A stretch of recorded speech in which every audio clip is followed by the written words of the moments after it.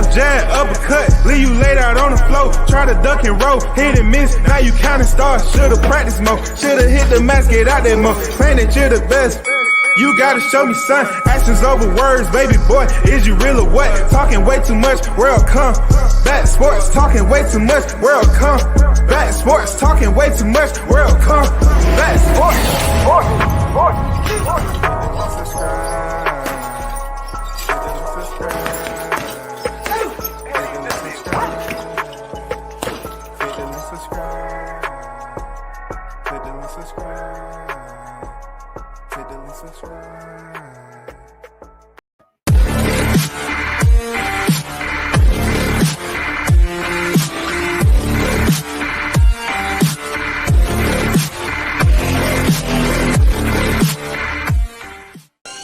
What up, it's your boy Roy Jones Jr. and right now you tuned into World Combat Sports. Guess what, y'all? Guess what? You tuned in to World Combat Sports, man. If you didn't know, now you know. Saturday is fight night. You know what I'm saying? We just finished seeing, John Ryder defeat Daniel Jacobs. But, the whole card was pretty decent. But I thought Daniel Jacobs did enough to win. It was an entertaining fight in certain rounds, you know what I'm saying? Very entertaining. I don't know what happened to Jacobs in the 7th, but, Ryder came on. And, we don't want to always include, don't let it go to the judges when you're in somebody else's backyard. But, yeah, that's pretty much it. Swinging a motherfucking hammer from left to right, yeah. You got to make sure it's definitive, especially if they're putting John Ryder's story out there. You know what I'm saying?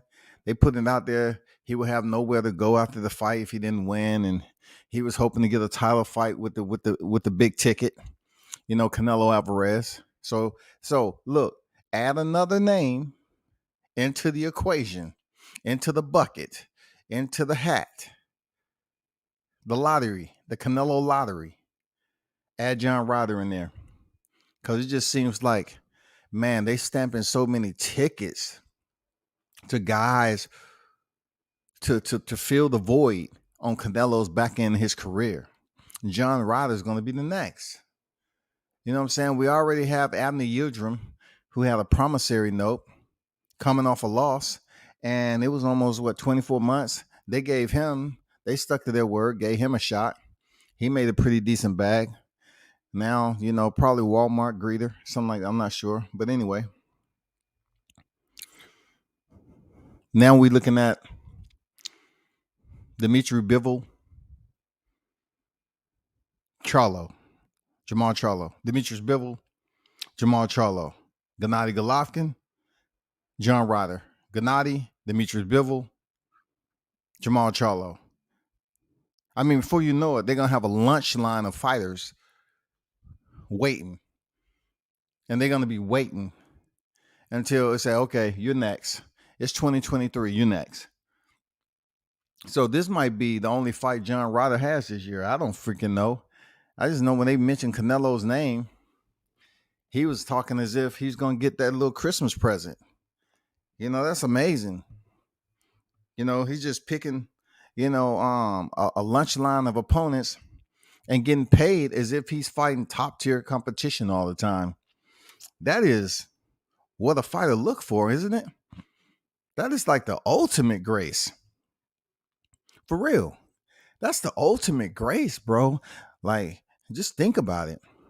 You get to have fighters stand in line and wait to fight you, and they're not even like top tier fighters like that. I'm excluding like Jamal Charlo and Dimitri Bivol, so to speak. But at the end of the day, man, the names keep changing so much, we don't know who's gonna fight who. It's an attractive lie, bro. Boxing is an attractive lie. That's why I'm so happy UFC 271 is on deck tonight. Seriously.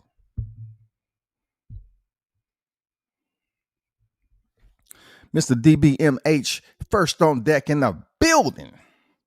Salute WCS, salute to you, big dog. Appreciate you pulling up. See, we we came off the zone card, and of course, Eddie Hearn said what he said. He's a very good spokesperson. You know what I'm saying? Very eloquent, and he represents across the pond very well when it comes to matchroom and the zone. He does. He knows his job. Who will I be to say anything different? He knows his job. He knows how to speak to the people. He knows how to speak in a way where he can big up fighters in the camera, just like he does a lot of fighters. You know what I'm saying? Just like he did Joshua numerous of times, and so many other fighters. They feel good when they hear Eddie Hearn bigging them up. But in reality, that's what the general public sees in your performance. So, Eddie can say what he wants, but in reality, is John Ryder really going to get a shot at Canelo? We don't freaking know. I'm not really, it really doesn't concern me. Daniel Jacobs, I'm not sure why he had such a tough time in the 7th, 8th, in the latter rounds, that he couldn't just, separate himself and gap John Ryder, keep up the pace. Who knows? But who I want to salute, though, is Gabe Rosado, who was on deck. He wasn't being a hater. He said he think that Danny Jacobs got robbed. And the guy looked at him for real. He said, now you see how I feel. So Gabe Rosado thought that Jacobs was robbed. All right.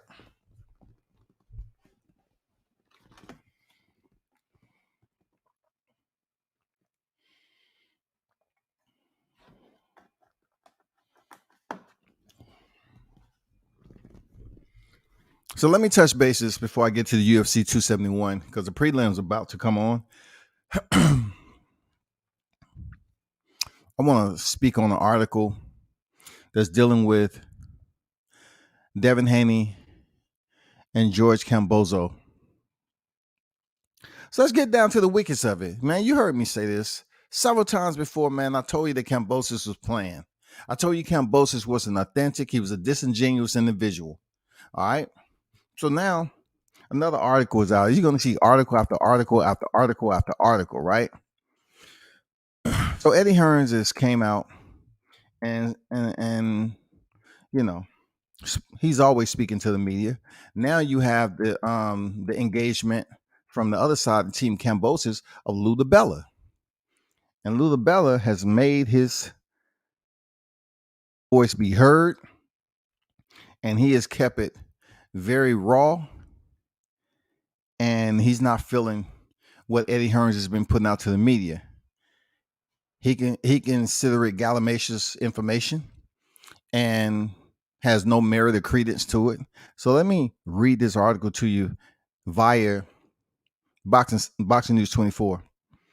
It said the Matchroom boxing promoter Hearn say he's not sure who has been telling the IBF WBA and WBC franchise WBO lightweight champion Kambosos Jr. about the zone not willing to bag Haney with money for a unification fight between them. Hearn say they have a deal in place with the zone to make the fight with Kambosos. And Haney is ready to get on a plane and fly over to Australia. There's talk of Haney not being a draw on the zone and then preferring to go with the famous 23-year-old Ryan Garcia, a proven entity. They should put UN in the prefix, unproven. It's believed that Kambosos 20-0, 13 knockouts could face Ryan Garcia after his April 9th tune-up fight against Emmanuel Tago in San Antonio, Texas. Kambosos 28 and his promoter Lou DiBella. And this is where it gets interesting, people. I have to take a break. This is where it gets very, very interesting because I've heard this before I read the article from several people. So I really can't, even though I have Bill's number, I really can't reach out to him and ask him anything. I mean, I seen him on TBV. They really didn't mention anything about this particular accusation, but I have heard it myself. Lou DiBella have been dragging this situation out and picking an opponent for the next fight. This is boxing news talking. Many fans feel that Kambosos lacks self-confidence and is looking to cash out in a battle with the highest bidder. I love George Kambosos. I don't want to pick holes in what he's saying, but someone is not telling Kambosos the truth, said Hearn to IFL TV in reacting to Kambosos' comments on social media about the zone not liking Devin Haney for him. The zone is very, very happy with Kambosos against Haney. Continue Hearn. They also very happy for Kambosos against Ryan Garcia. He's a big draw. We've already spoken to the zone. There's a deal in place to try and make this Kambosos versus Haney. We have a deal suggestion in writing to Lula Bella and George Kambosos' team. We have not received anything in writing. It goes on to say, Devin Haney is ready to go. And I hope George see this. I love George. I love Jim. And I love the team. Devin Haney is ready to get on a plane and make the undisputed fight, Hearn said. It gets interesting. There are no money issues. There are no vaccine issues. Once again, let me repeat that. There are no vaccine issues. There's nothing. Haney will take the fight. Don't worry about people that might take the fight in August or September or might not even be fighting then, Hearn said. Perhaps the zone is happy with Haney, as Hearn said, but they might also be looking to go in the direction of a bigger fight involving Ryan Garcia. Undisputed overrules Lomachenko fight.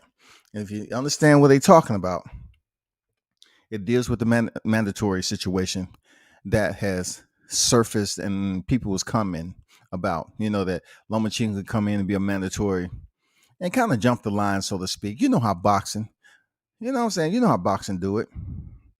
It goes on to say, make the undisputed fight, said an agitated looking Hearn. I always say this. Someone is telling Kambosos things that aren't right. It baffles us because Bill Haney messaged me and goes, what he's on about. We're speaking to the zone. The money is here. It's not an issue. So let's make the fight. I don't know. It's just weird. It's like, I understand Ryan Garcia is a big draw and maybe the zone prefers to fight, but trust me, the zone has already made the offer to Haney fight and structured to make that fight work. And Devin is ready to get on the plane. You don't want to be undisputed? Take the fight, said Hearn, and send the message to Kambosos to him to face Haney. Don't worry about Devin ducking. Devin would never duck anyone. He'll fight them all.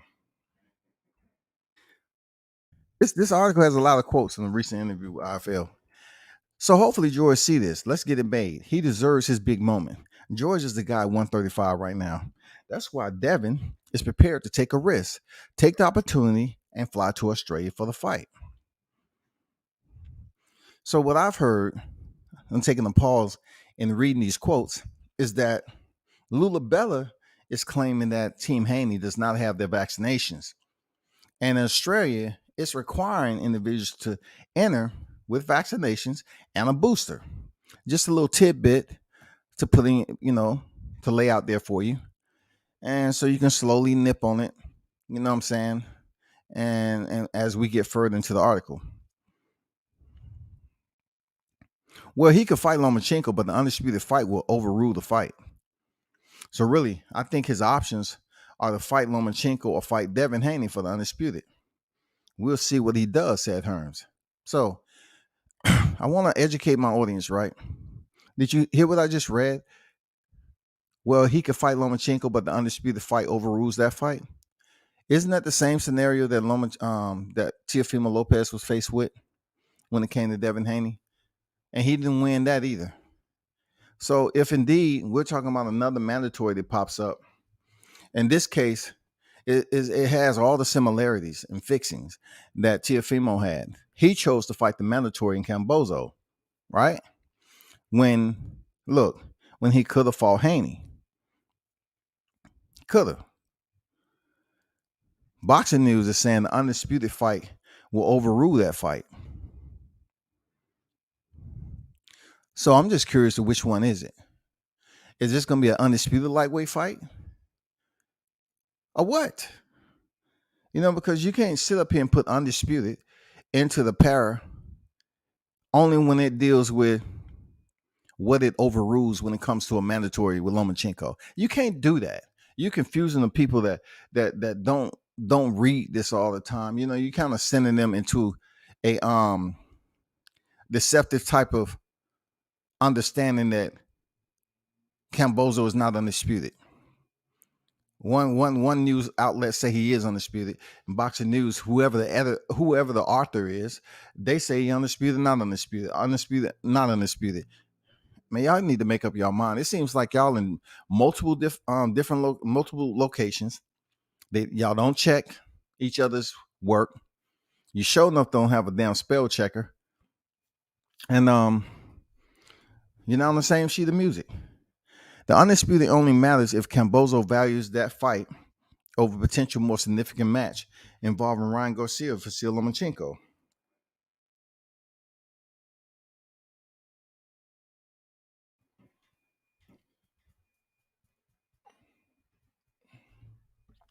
Ultra hardcore boxing cares about the undisputed 135-pound championship more than the casual fans who are in the dark about it. The average fans wants to see the best possible fight involving Kambosos, who isn't a household name.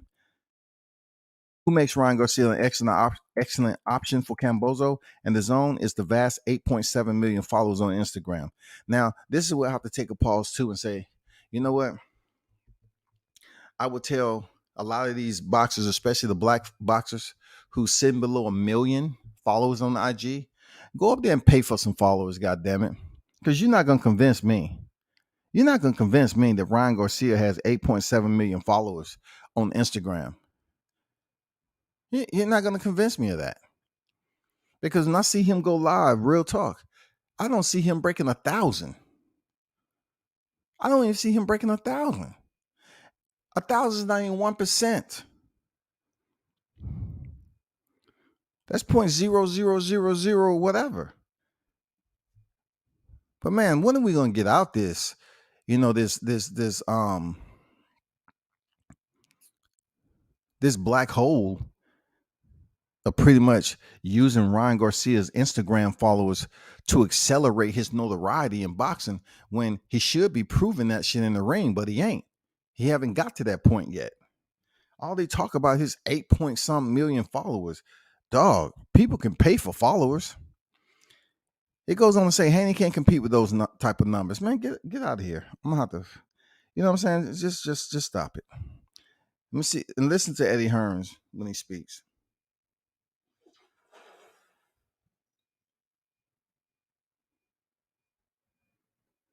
So John Ryder they were just staring, and Jacobs went like this, and John Ryder said, "Please." I changed my mind.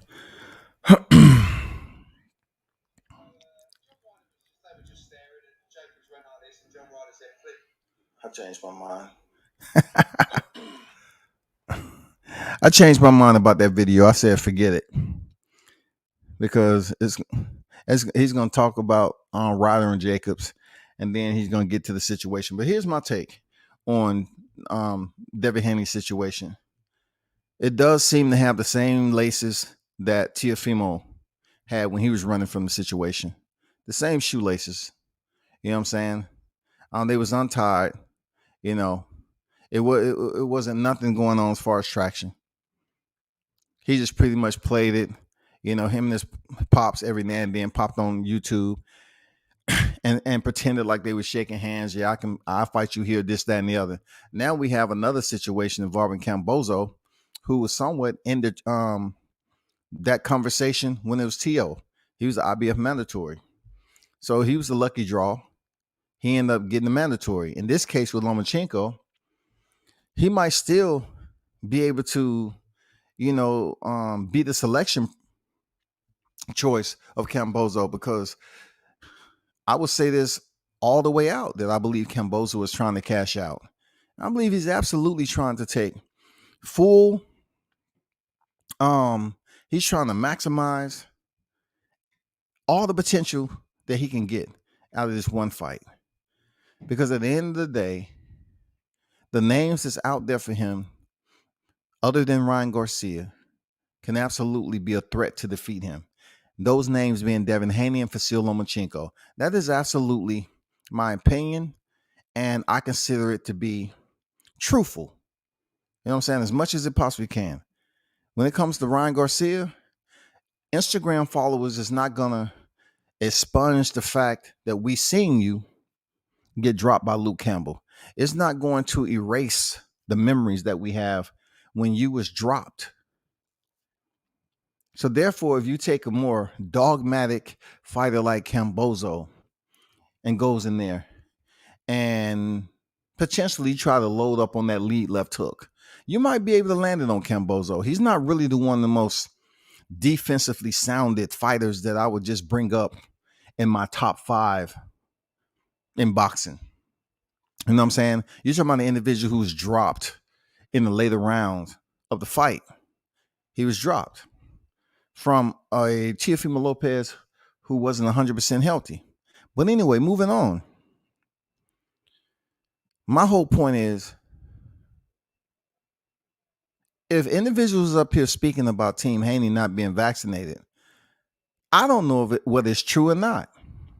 It's plenty of people that have Bill's number. I would like to know. I would like to know if you've seen it on someone else's platform, if you heard it, anything. Have you heard them speak about vaccinations? Because if you're going over there, they pretty much is going to implement that. And there's no need for you to go over, travel in country and don't have your vaccinations and believe that the rules are going to change once you're over there, or else the fight is off. I'm serious. There's some fighters that think that way. I've seen it happen. I've seen it. I mean, perfect example, Teofimo Lopez. He was having a hard time cutting weight. It was very tough situation behind the scene. But yet, if he would have pulled out of the fight, people would have been extremely disappointed. You know what I'm saying? They would have been extremely disappointed. So it's good that he stepped in there, even though he lost, and performed anyway. Now, in this case, if Team Haney is not vaccinated and Australia might be, somehow asking for booster shots on top of that, they need to get that cleared up now. But if indeed you plan on your intent to not get vaccinated, but yet what we hearing out here to the general public is Kambosos is saying talks are off and everything else that goes along with it. Well, check this out. Check this out.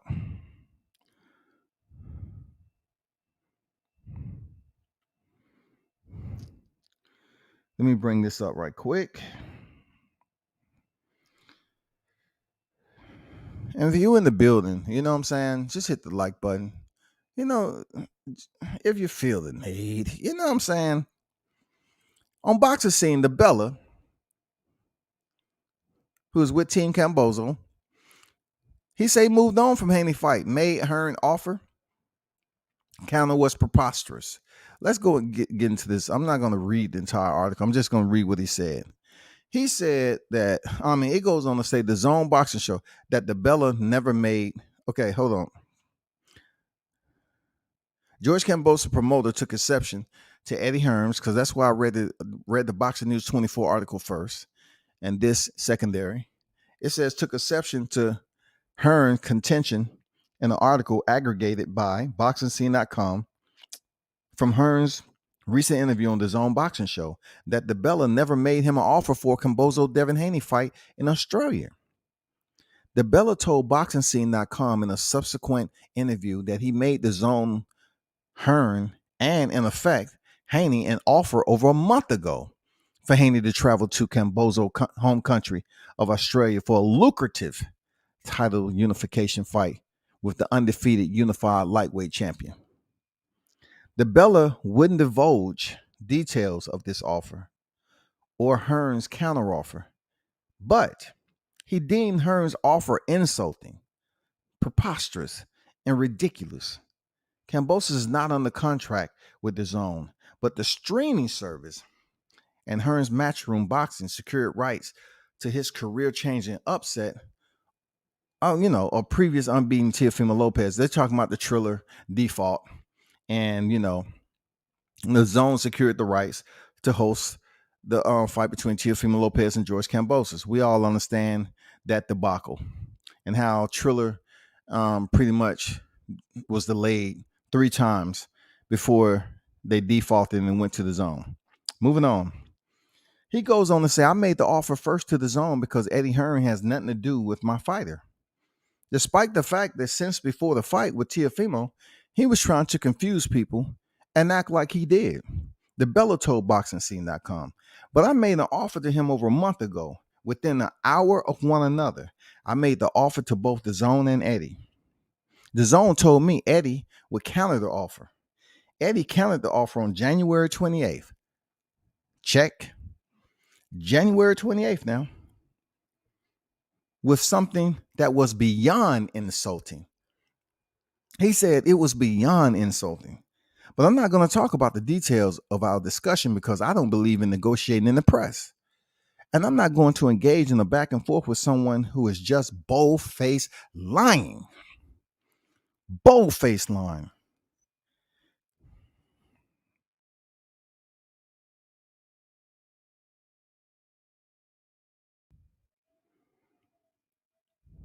They go on to say, as far as the Bella is concerned, Haney is no longer in the running to battle Kambosos next.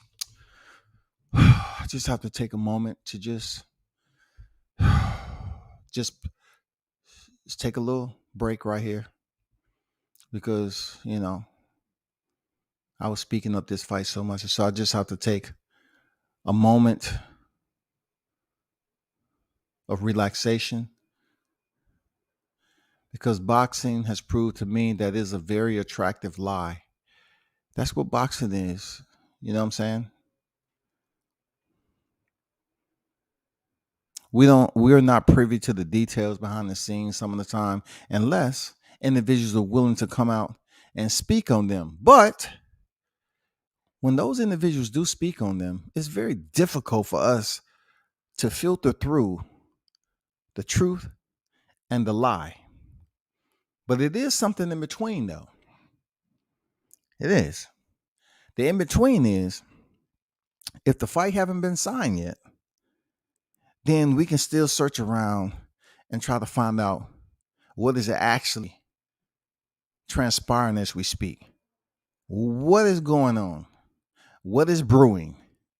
You know what I'm saying? You have this person saying, they sent the offer, and then LaBella is on the other side saying that, yeah, the reply was pretty much insulting and preposterous, ridiculous. What do you say to that? What do you say to a lot of boxing topics that come out in mainstream media? And they're full of disingenuous boxing talk, lies upon lies upon lies upon lies all the time. Thumbnail city goes up into full effect. And then you have information come out that particular individual is nowhere in the running no more. Even then, right? When they say, oh, he's not in the running, we don't know for sure if Devin Haney isn't in the running. They can just be trying to draw attention, concurrently to one lie after the other to get people to stay attached to the situation.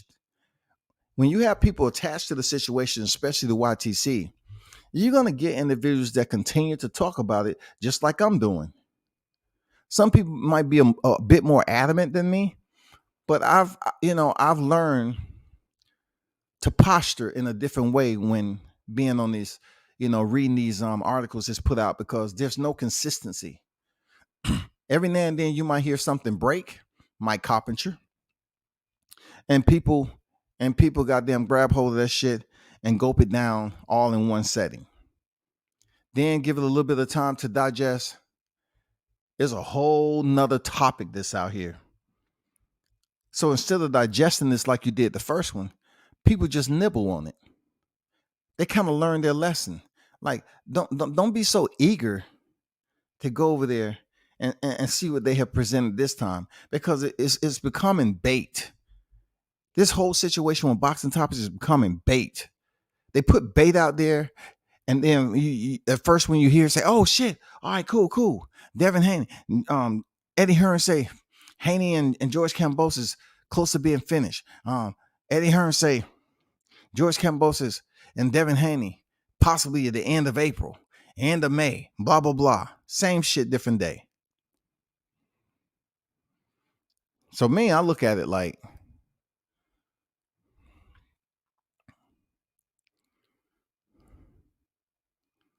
which information do you archive? You know what I'm saying? For its credibility. Because it is a word out there that reigns very true to boxing media at this point with all this social media shit. It is called credulity. Credulity is believing something based off little to no evidence. And that is pretty much the YTC community. We go off Twitter tweets. We go off only a few boxing outlets that's giving us the information. But this particular case with Haney, we don't even know if it's absolutely credible, because they love to keep us dangling. Now, I'm not saying Lula Bella is up here fronting and putting on a facade and portraying like Devin Haney is totally out of the picture. Or is he? Is he dead serious? I don't fucking know, dog. I don't fucking know. That's why I'm not the first to try to come out here and report shit. Every now and then I might jump on here and report something, but I ain't trying to be first. I can give a fuck about that. I just said from the beginning that Kambosos really gave me that vibe that he wasn't trying to fight Haney. He wanted to check out Gervonta. He wanted to check out Lomachenko. Now that both of those fights are over, we really haven't heard Gervonta's name come up again, right?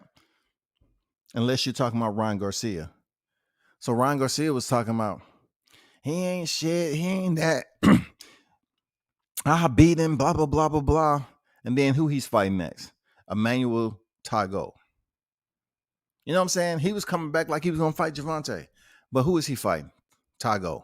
So since you're fighting Tago, that's out the picture again from Ryan Garcia. The 8.7 million IG followers. That's out the question again.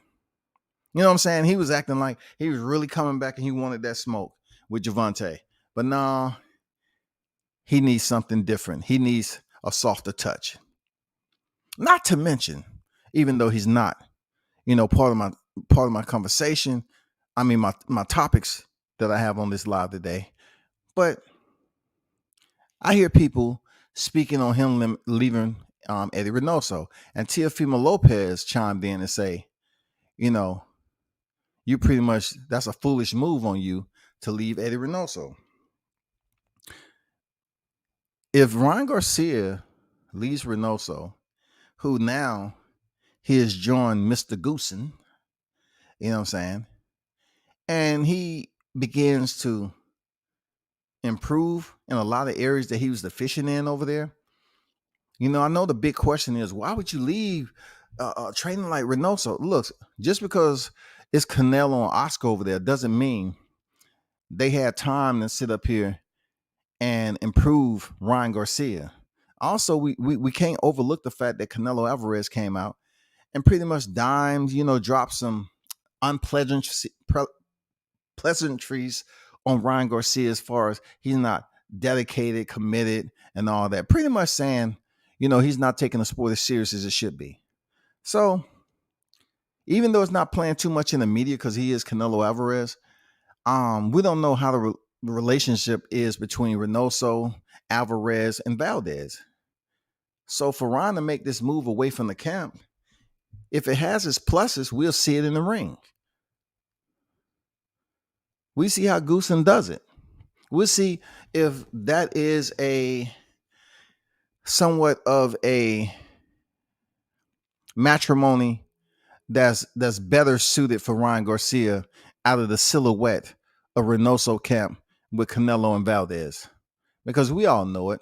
Ryan Garcia hasn't had a big fight and became a world champion in that setting yet. So that's what we waiting on with Ryan Garcia. But I'm not tripping. I'm glad he made the move and got away from Renato because he's letting people know that he can make decisions like that. He doesn't just have to stay over there and be a part of the in crowd. You know what I'm saying? That's why I look at it. You just stand over there to be a part of the in crowd because guess what? That's where Canelo's at. Well, hey, unbeknownst to me, I would have never figured. I never would have thought that Ryan Garcia would have made that move, but he did. So let's see how his performance works out for him. Labella goes on to say, I made a very fair offer to Eddie, and it was countered with something ridiculous. He said, we moved on. Okay. And by the way, there's a lot of concern in Australia. Even though Bill and Devin keep saying they'll do whatever it takes, they made it very clear they're not yet vaccinated. Once again, repeat. Bill and Devin keep saying they'll do whatever it takes. They made it very clear that they're not yet vaccinated. There's about to be a law put into effect, potentially in Australia, where you must be boosted. Not only fully vaccinated, but boosted to go to an event.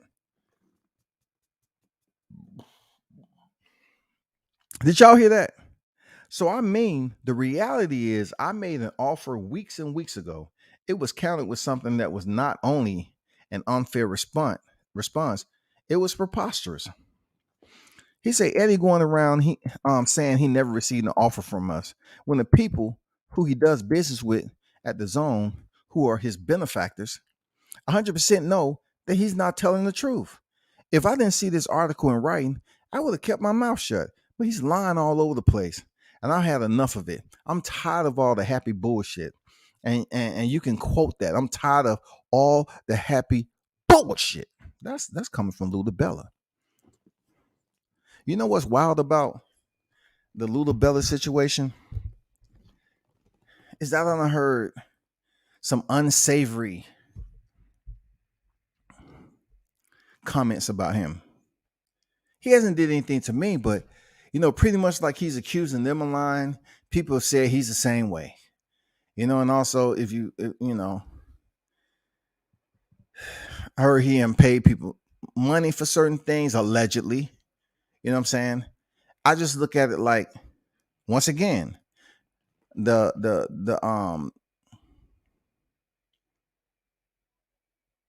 comments that comes out when it pertains to boxing, they're very attractive. They're attractive lies. That's what it is. They're very attractive to get your attention. And once you get close to it and you give it that attention and, you let them know that you're really here and you're going to treat it with respect, come to find out it was a lie. You know what I'm saying? It was a filter. You know what I'm saying? Just like social media. You damn sure go out here and meet these females that have the filter on there and think they're going to look like that in real life. Go ahead. You better tell her to meet you at this spot right here so you can drive by your vehicle on the street and take a look. And then if it ain't who you thought it was, you can just keep on gassing that motherfucker to the next block. I'm being honest, bro. Boxing lies have so many filters to it. Nothing is what it seems, bro. I know you keep hearing me say this over and over again, but this has turned into one of the biggest debacles in 2022, firsthand leading, Kambosos. The biggest debacle. Forget the Spence and Crawford situation. We have Spence Ugas coming up. So that's a little, that's settled down just a little bit. When it comes to a super welterweight fight, we pretty much believing that we're going to get Jamel Charlo and Brian Castano, right? But then Kambosos gets the title. He wins the titles. And potentially, he may wait for Ryan Garcia. And with that said, Ryan Garcia would have jumped the line after pulling out of fights telling the crowd that this is going to happen when he was being untruthful, dishonest. You know what I'm saying? And he would have jumped the line to get a shot at Kambosos. And if he wins, you can almost guarantee the titles are going to be in confinement, in the possession of, Team Garcia for quite some time. Because if he didn't fight someone like Devin Haney when he was a mandatory, you can almost guarantee your ass that he's not going to do it if he wins the titles. So put that X right there. Lomachenko, who knows? Do he believe he can beat Lomachenko? Who knows? But I'm just prognosticating a potential scenario base if indeed Ryan Garcia beats Emmanuel Tagu, which I think, if it gives us that base that we used to, where these fighters go into a big fight having already signed a fight. You know what I'm saying? Having already signed a fight. That means Emmanuel is not going to win. He goes in there and takes his second L, and then they announce what? Ryan Garcia and George Kambosos. And that's when George Kambosos is going to, hey, you know where you're going? You're going to the, and we're waiting. 80,000. We're going to fill it up. Hey, yeah, we're going to fill it. That's what you're going to get. Then he's going to turn to the crowd. See, I told you, I get the best opponent. Who want to see 80,000 in Australia? George Kambosos versus Ryan. Man, get the fuck out of here, bro. Get out of here, dog. The lightweight division has so much it was flaming hot, dog. Like the temperature down there was what you would expect and want from the names that's there now. And it's just turned into an entire series of, like, you want to call it like a suspense series or something like that. It's not a murder mystery because ain't nobody came close to, dying or whatever. But let's just say it's turned into a sci-fi type of movie, because what you was expecting to happen is nowhere coming close to happen. But they keep on pretending like certain names that we was asking for, who's considered the best, may still get the shot. But no, come out here. Yeah, they telling you what you want. But at the end of the day, they're not vaccinated. And it's a law that's about to pass. All of a sudden, it's a fucking law in Australia that's about to pass. That law is not only do you have to be vaccinated, you have to be boosted. Well. Like, come on, dude.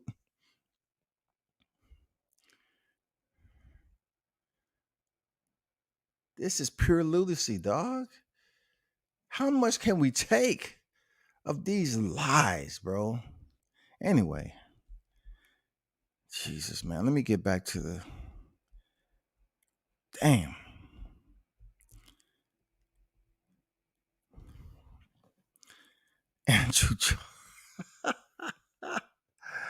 Andrew said Kambosos should have a decision for us by December, y'all.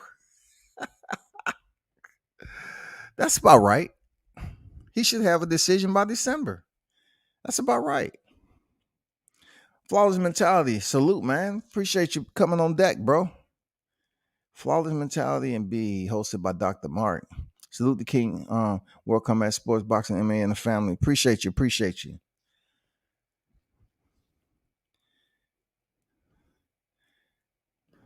Appreciate you pulling up. King Mitch on deck. I see you, bro. What's good with you? Andrew Charles says Kambosos ain't fighting until early 2023, man. Once again, attractive lies.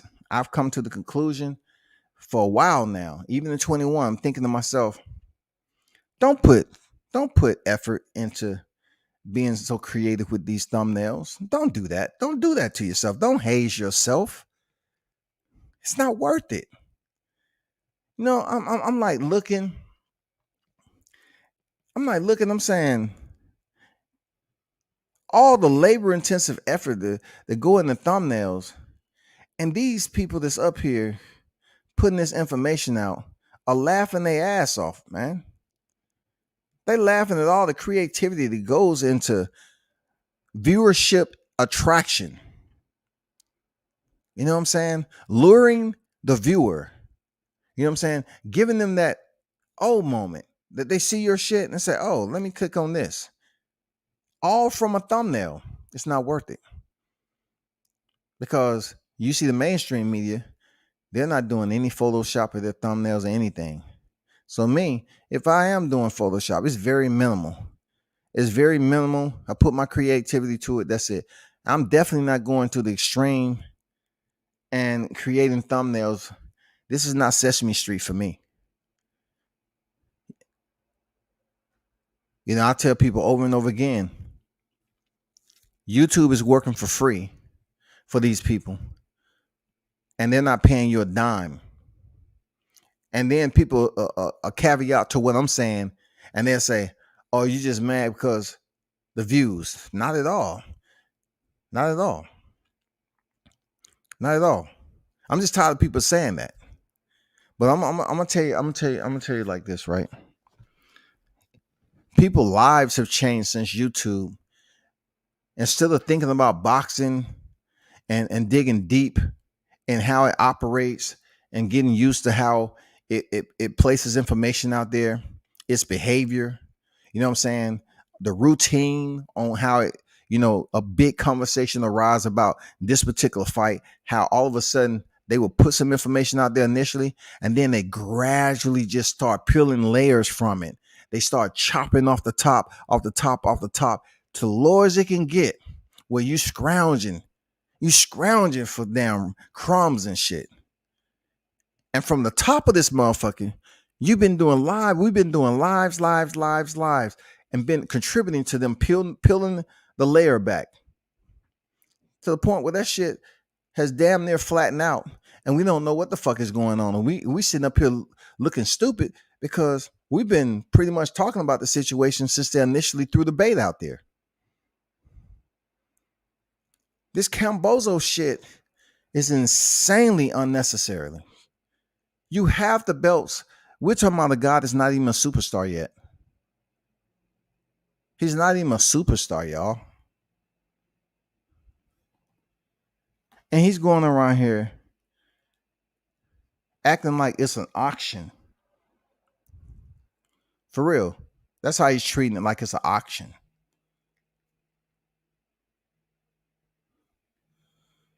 And you know, cats like myself, I'm pretty content on my mentality right now with just sitting back and reading a little bit more before I actually delve into doing a live in it. You know what I'm saying? To putting all my effort into a live. Because once you put your effort into doing a live and it changes, all you have is a live that's up there that doesn't even make sense to what's currently going on. That happens so freaking much. But anyway, Tio will be back before Kambosos. King Mitch, I was just about to say it's going to be a couple of years before Kambosos get in there with the real one. True words, man. I'm still laughing at Tio saying he won the fight. 11 yeah. You know, Tio was on some other shit, bro. But I still, you know, I still like his chances at 140. For real. Let's hold on for a second.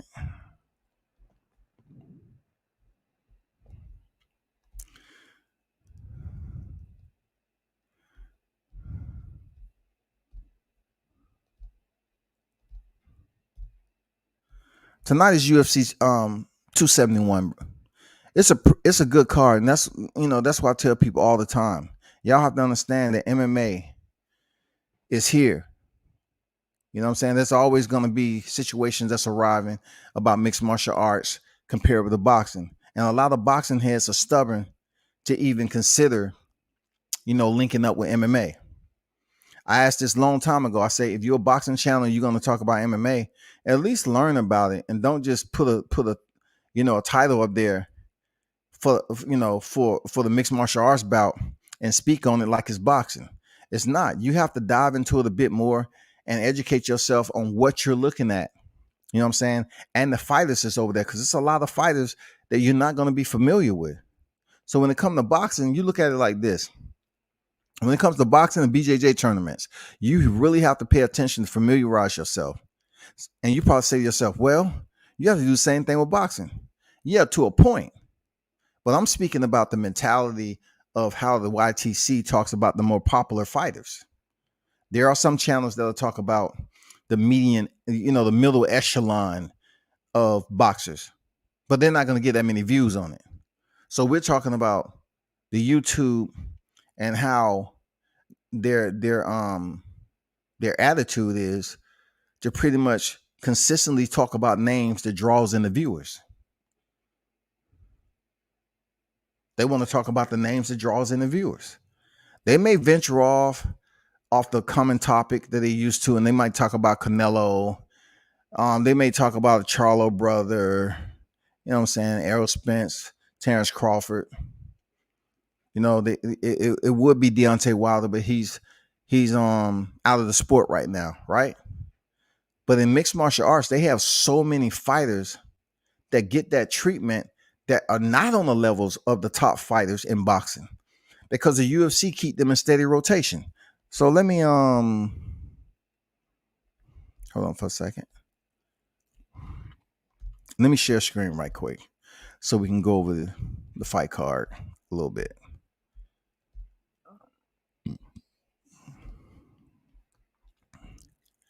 So this is the fight card, UFC 271. All right. And the main event is Israel Adesanya. Hold on for a second. The main event is Israel Adesanya, 21-1.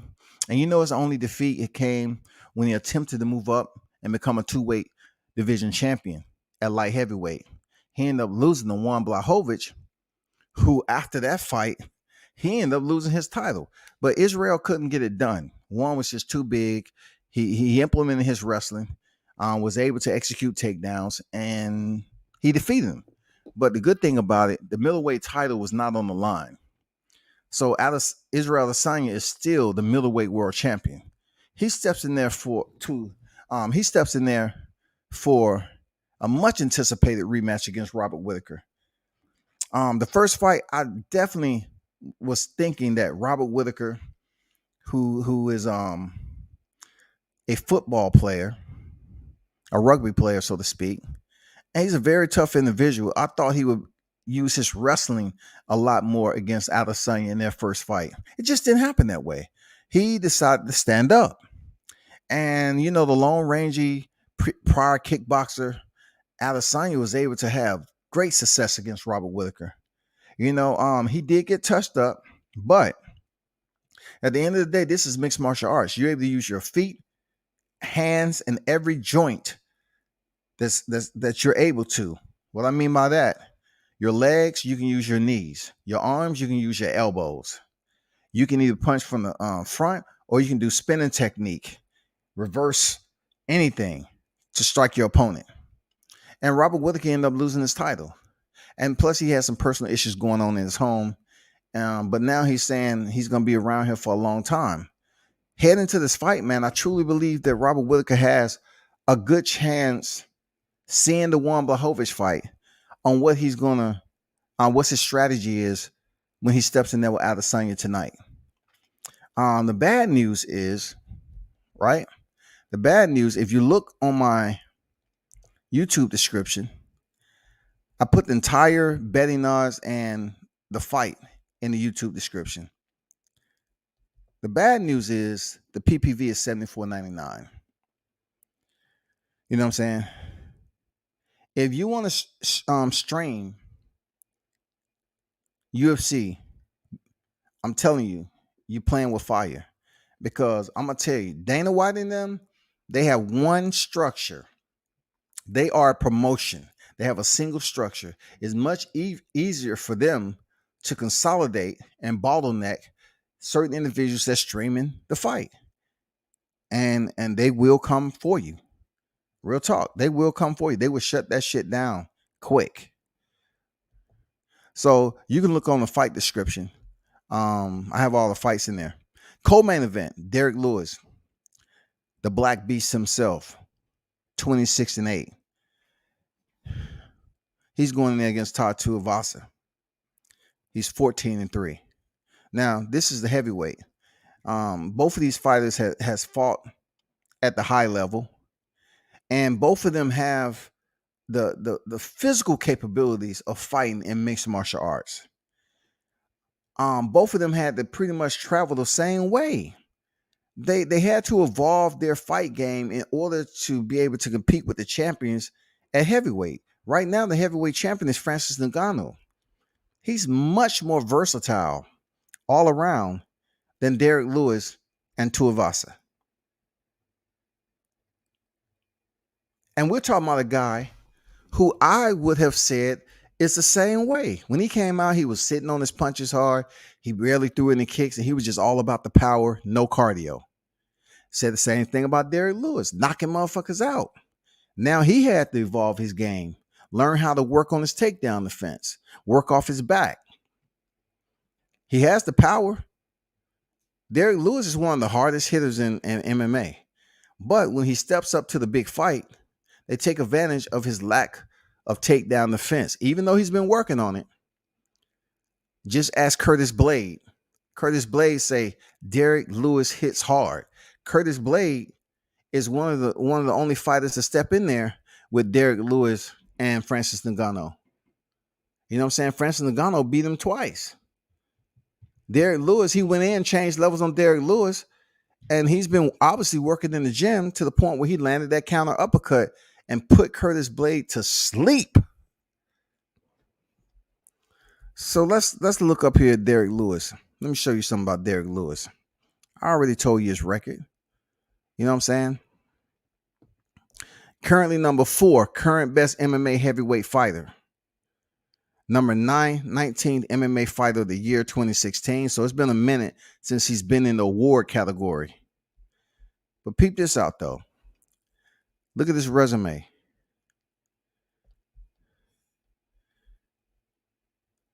Daukaus, round 1. Ciryl Gane, he lost. Ground and pound, round 3. The same Ciryl Gane that just lost to Francis Ngannou. You want to hear what's crazy though? This is the unique dynamic when I tell people, you know, MMA is intriguing in a lot of ways. Ciryl Gane defeated Derrick Lewis, who defeated Francis Ngannou. Once again, I repeat, Ciryl Gane defeated Derrick Lewis, who defeated Francis Ngannou. But still, how UFC worked, Francis Ngannou was able to take that route, continue, and get his title shot. Curtis Blade, round 2. I'm saying, like Derek the Beast, he's not going. I mean, come on. He's not going into the late rounds. Olenek, round 2. Right hook, ground and pound.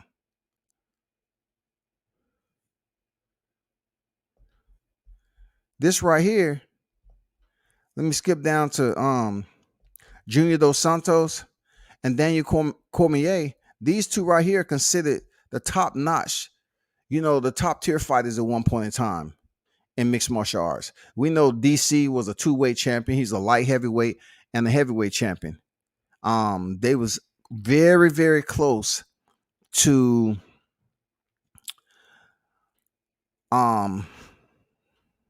I can't say resuscitating.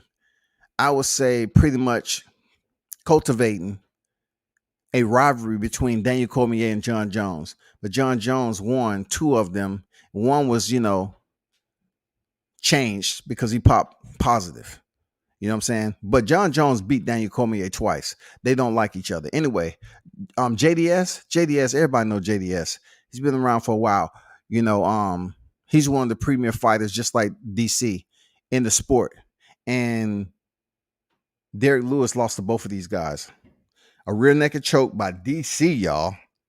DC. And punches by JDS. And we all know Mark Hunt. Mark Hunt, if you watched him in K1 kickboxing, when I was over in Japan, man, I used to watch. Mark Hunt was this guy that has a soft belly. He's built like Tuivasa, in my opinion.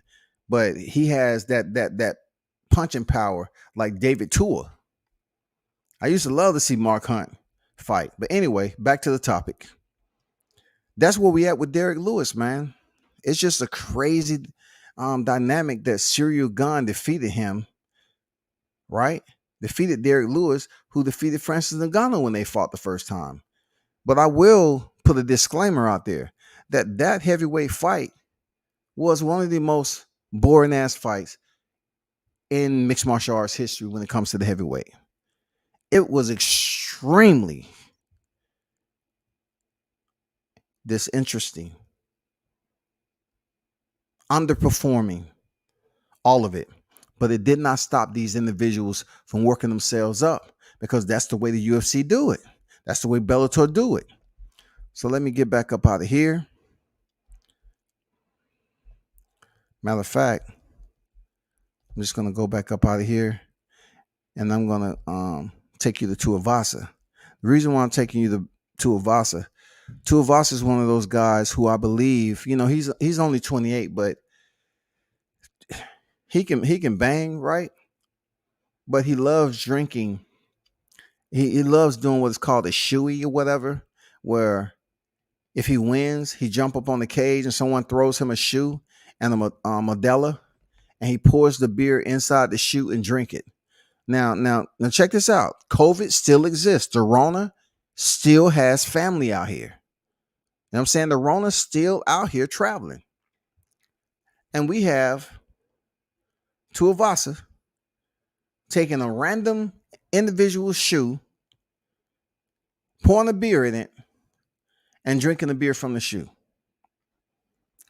That's where I think his conditioning goes down here, because I think he drinks beer outside of his training. He's not an absolute dry fighter when he's in training camp. That's just my opinion, man. But check this out. If you look at his biggest wins, Augusto Sakai, he stopped him in round 2. And then this would really put him, even though Greg Hardy was steadily trying to build his MMA career and become noticed, that win over Greg Hardy did him some justice, Tuivasa. You know what I'm saying? Because Greg Hardy was coming off, they kept giving him just as much chances as CM Punk or anybody else that comes over here. And he looked good for a minute, but Tuivasa, counter hook, ground and pound in round 1, and it was a day. And there's no need for me to really go too deep into his resume. You can see if you can check this out. Stephen Struve. What's crazy about Stephen Struve? This dude, check this out. He's 6'11", y'all. Check this out. He's 6'11". 6'11". He has so much hype behind him, but they would start knocking his tall ass out. And he can fight.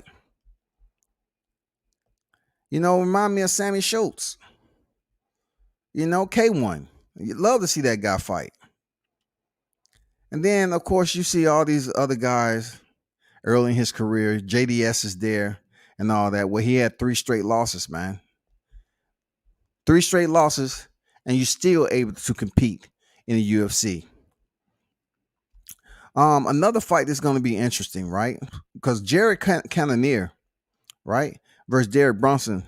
I'm telling you, this is going to be fireworks. Like, this card is hot. Real talk. This card is hot, y'all.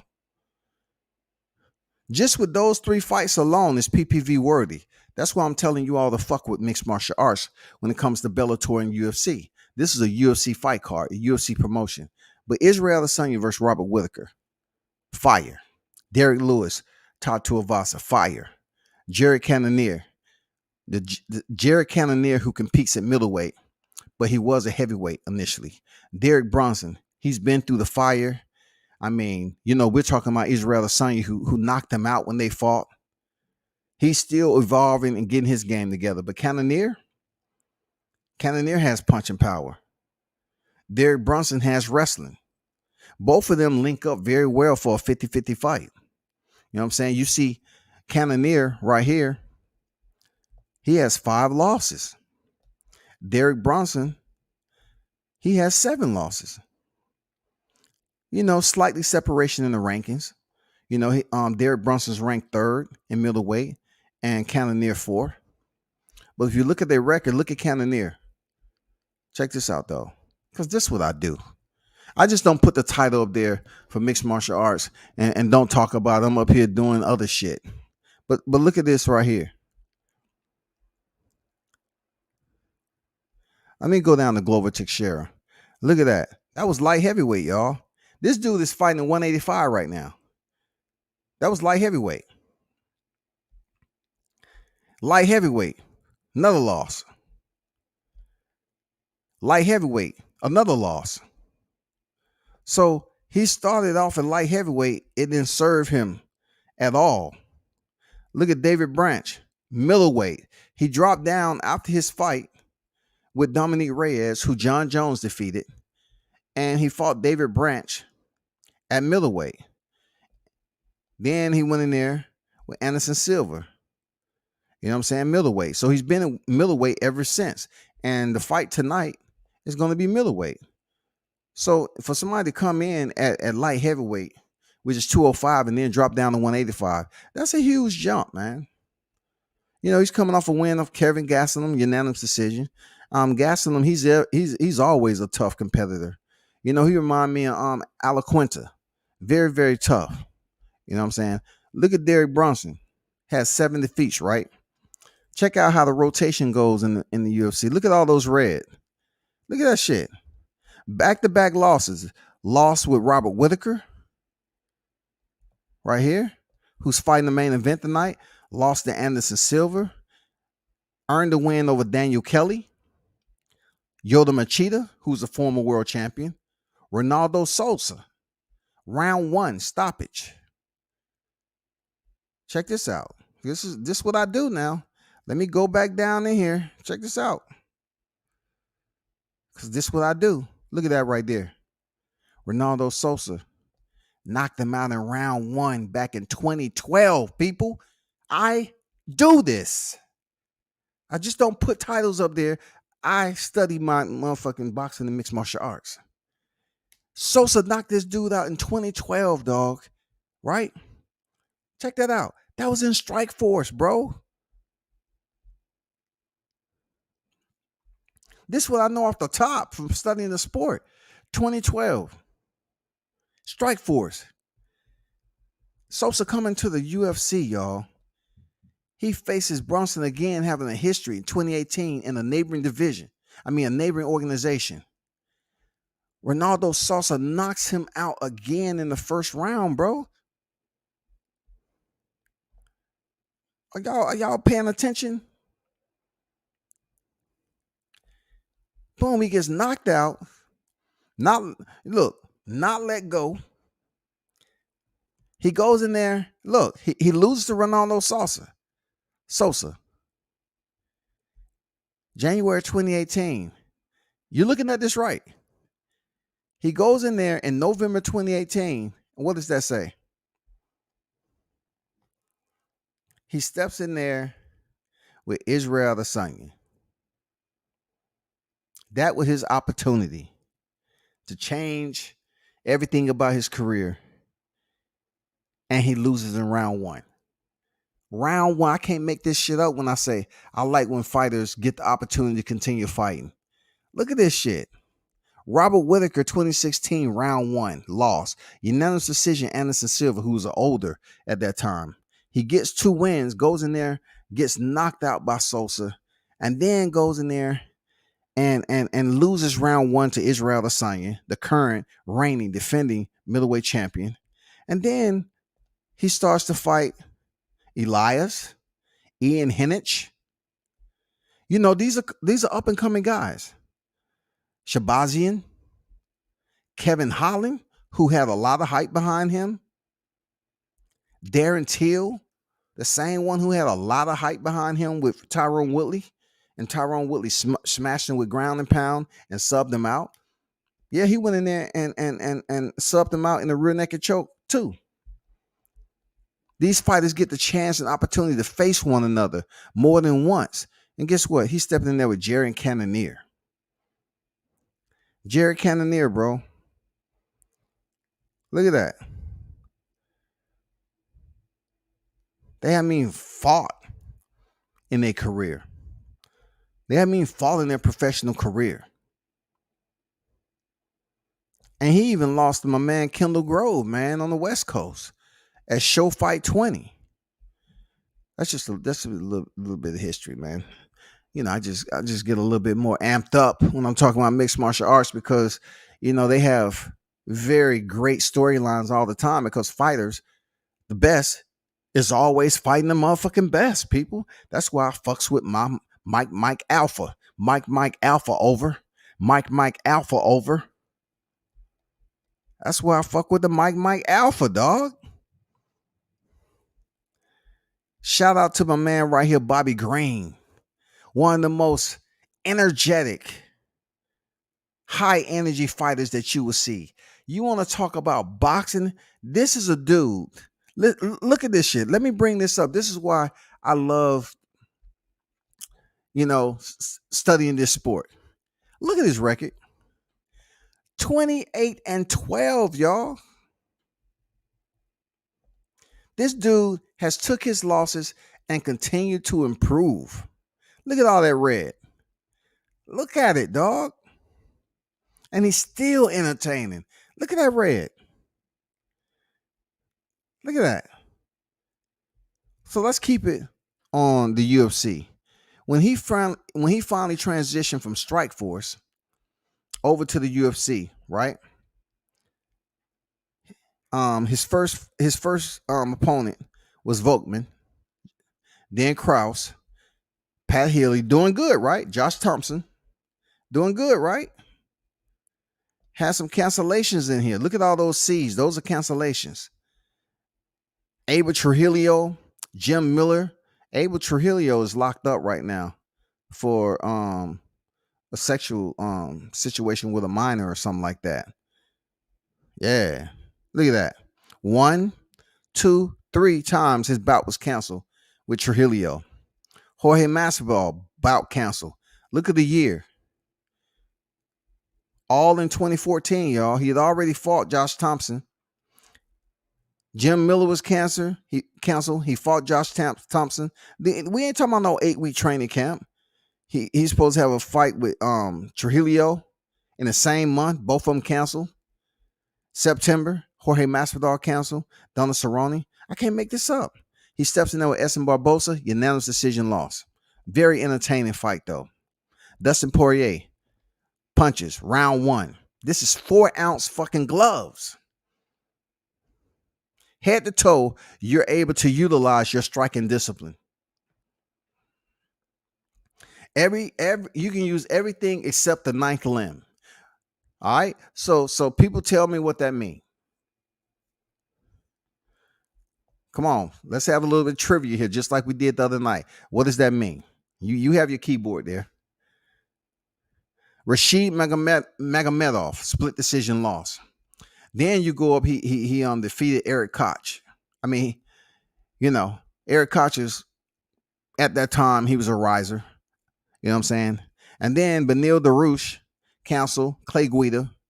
Then he goes in there with Close and Francisco Trinaldo, and he loses 2 more unanimous decisions. Then he wins 3 unanimous decisions against Clay Guida, who was canceled earlier. Goes on 3-fight win streak. And then Moise, who's very, very good in BJJ, he loses unanimous decision. Rafael, loses unanimous decision. Alaquinta, he wins with strikes in round 1. And then he had a grappling match with Shapiro. So one thing about mixed martial arts is they every now and then venture off and do grappling matches, you know, to just compete in BJJ and learn something. Now he's going in here tonight after coming off a loss, August 2021. They're still keeping this dude active. They're still keeping him active, y'all. That's what I love about mixed martial arts, especially the UFC. This man is 28-12, and he still is able to get into the ring and into the cage and fight. He's still able to get into the cage and fight. That's another fight that's going to be fireworks. Bobby Green against Nasrat. Look at this right here. Check this out. This is what I love about it.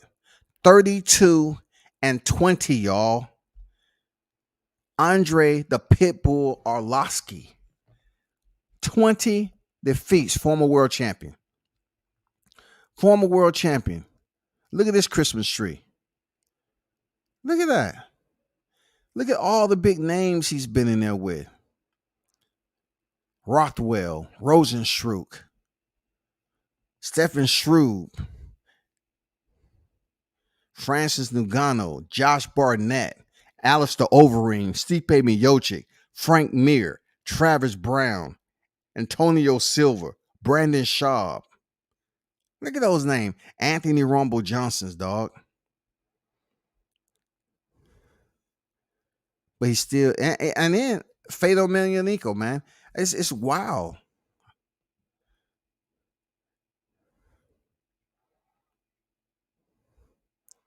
They're still able to fight. Do you think a fighter of this caliber will still be getting fights in boxing? You know what I'm saying? On a promotion, on a top rank or PBC, 32-20. I'm always looking forward to Andrei Arlovski fight. Who else is on here that's up and coming? Check this out. Roxanne Modafferi. Another very nice person, tough fighter. But, you know, she's like Sammy Ivy a little bit. You know, she has a smile. She has that personality that you would never think she does what she does. But she's extremely tough, man. Modafferi is extremely tough, called a happy warrior. But sometimes that happiness, you need to get rid of it and just be vicious in fights. You know what I'm saying? Relentless. You know what I'm saying? You have to be a menace. And sometimes when you have this happy warrior mentality, you only fight with the discipline that you know, but you don't take it a step further and just be nasty with it. You know what I'm saying? Just be nasty. She's 25-19, y'all. Still putting her on the cards. Look at all those losses. She's on a 5-fight losing streak right now. A 5-fight losing streak. And she's still, you know, she's been in there with the Macy Barbers. Shout out to Macy. I actually interviewed her. Shout out to Macy. Andrea Lee. She won. Andrea Lee had a lot of hype. Cowgirl. Jennifer Maia. Antonia Shevchenko, the sister of Valentina Shevchenko. Nico Montano. The Nico Montano situation was the finale for the vacant UFC flyweight championship. Once they decided to make a 125-pound division. The intriguing story behind that is that Nico Montano, she won that fight. And, you know, Dana White is constantly trying to improve now that he allowed women to fight in his promotion, right? Because at first he said women would never fight. And then he brought into the bantamweight division. So for a good period of time, the bantamweight women's division was the only division in the UFC, spearheaded by Dana White, pioneered by Ronda Rousey. So Ronda Rousey went on a 6-fight streak. So back to Nico Montano. You know, Valentina Shevchenko was fighting at 135. She had 2 fights with Amanda Nunes. She lost the first one, but the second was pretty close, and she ended up dropping that one too. But many people thought she won, including myself. So when it came time for Dana White to say, hey, we're going to mix this up. Valentina Shevchenko, the sister of Antonia Shevchenko, Valentina decides she's going to drop down to 125. Because she said, God damn it, I know I can be champion. Again, we're talking about a decorated kickboxer. She's very, very skilled. Nico Montano, you know, on fight week, she's up there, you know, signing autographs, this, that, and the other. When it came to the weigh-in or something, she all of a sudden got like a stomach ache and she left the building. Dana White said, no, fuck that, man. I'm stripping her. So Dana White stripped Nico Montano And you haven't seen her around like that again. She won the Ultimate Fighter finale. She won the vacant flyweight championship, so she could say she was a champion. But no one remembers her except that she vacated the premises when she's supposed to step in there with Valentina Shevchenko. She might not have confidence in herself.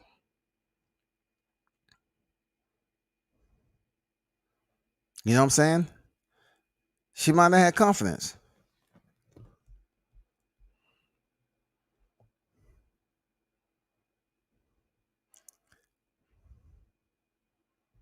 That's just a little backstory on Roxanne Modafferi, man.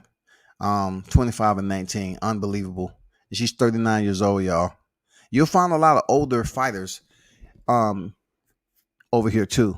Like Andrei Arlovski, I think he's close to 40, if not 40 already.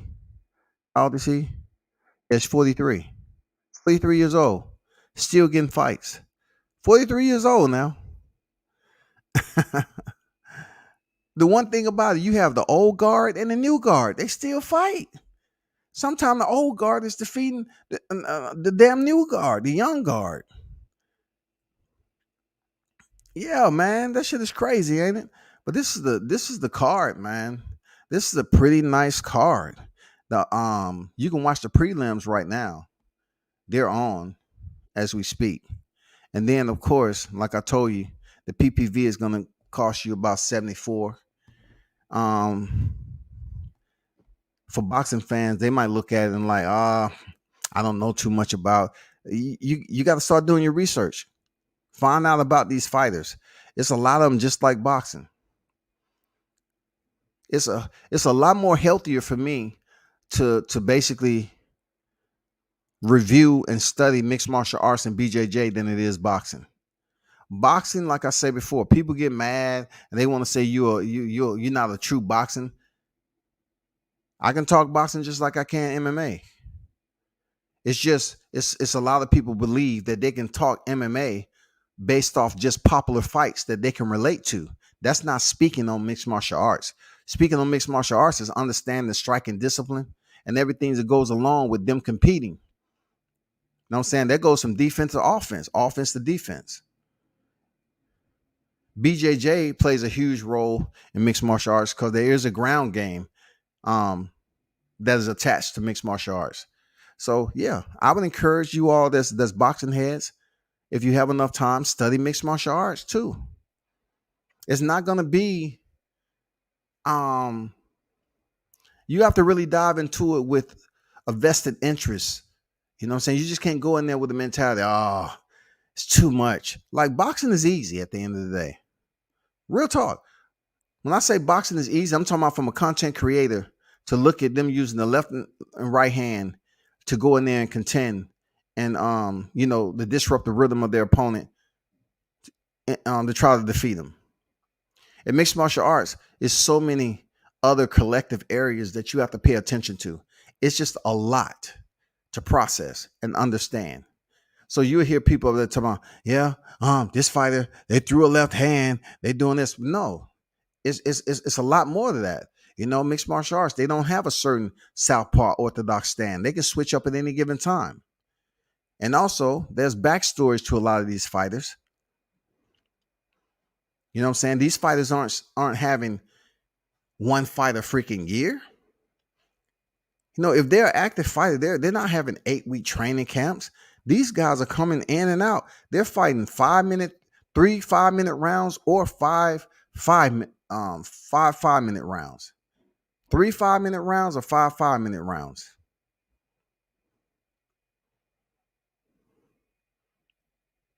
Four-ounce gloves. And lock the cage.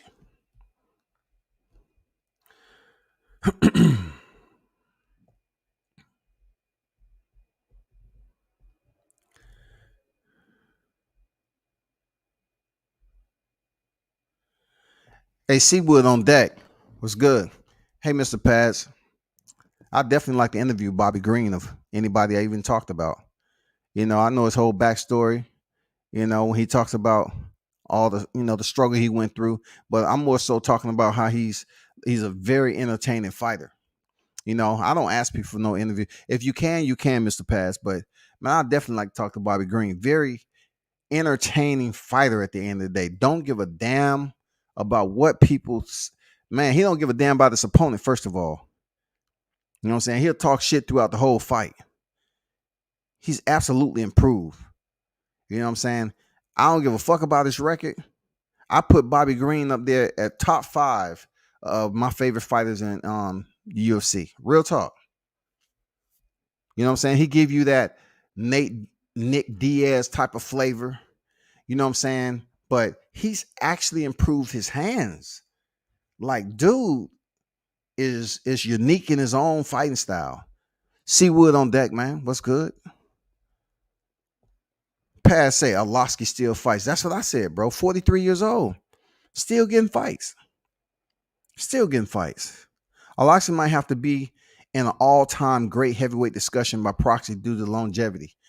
I don't know. If you keep on picking up losses, I know as in boxing, you have some greats up there with several losses. You know what I'm saying? Not so much this day and time. Not so much this time like it was when the old guard was fighting. But like you had a Donald Cowboy Cerrone's who continue to get fights. They're in double digits. It's just so many fighters is in double digits, man. Losses. Well, top 15, let's say.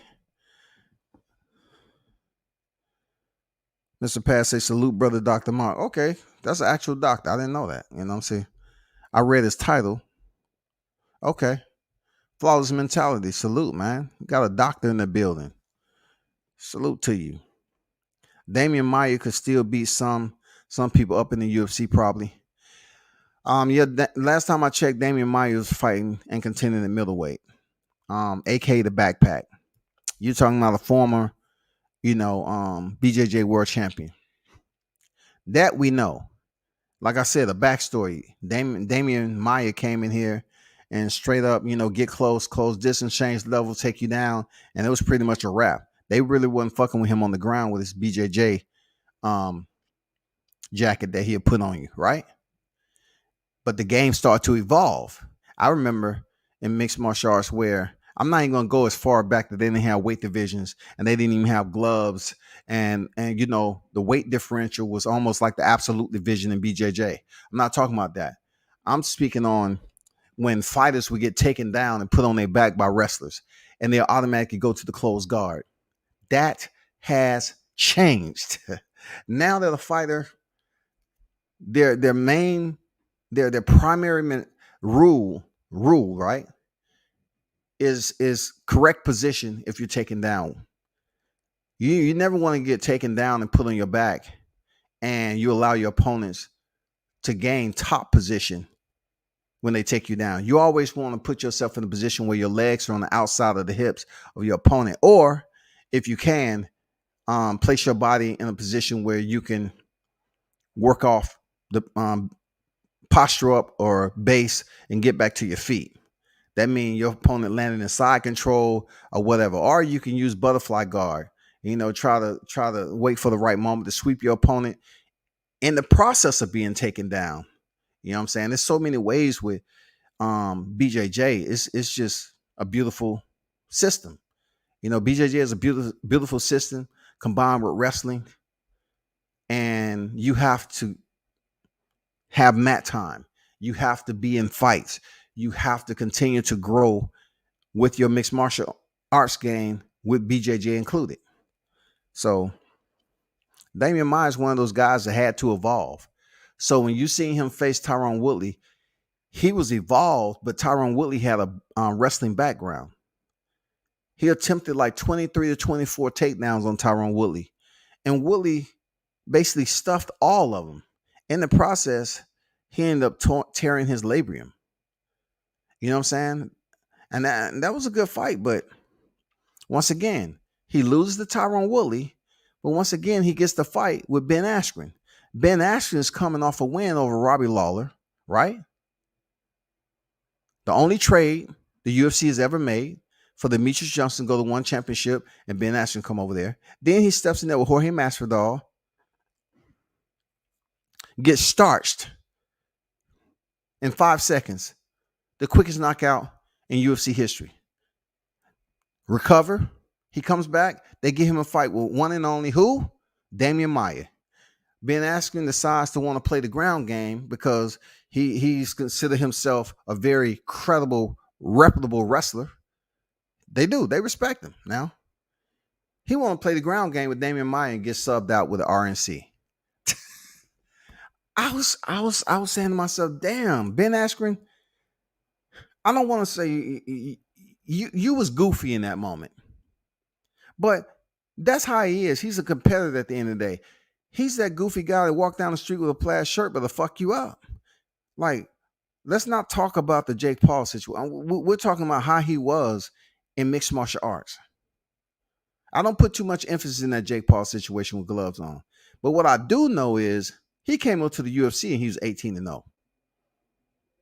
He beat Robbie Lawler. He was 19-0. He lost his first time being defeated by Jorge Masvidal via flying knee. And then his second defeat came at the hands of Damian Maia. Let me keep it going. Go to Screen Variety TV. We got people over here trying to get people in trouble and stuff like that. But, that's my take, man. I can go all day with mixed martial arts and talk that talk. Every now and then I might have some people in the live chat that'll talk, MMA. But yeah, this is a very decent card right now. You have Ulberg and Cherant on deck right now. So, this is like the prelims.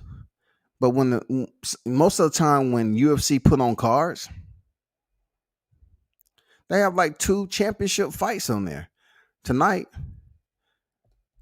they have one with the middleweight. And then, of course, they're going to consider, once again, whoever wins this, they're going to potentially try to get them a fight, in the heavyweight division again. The story behind that, of course, is a lot of people waiting to see what Jon Jones do. Is Jon Jones going to come back and fight Francis Ngannou? Because Francis Ngannou just finished, defeating Cyril Gane, and it wasn't even that difficult.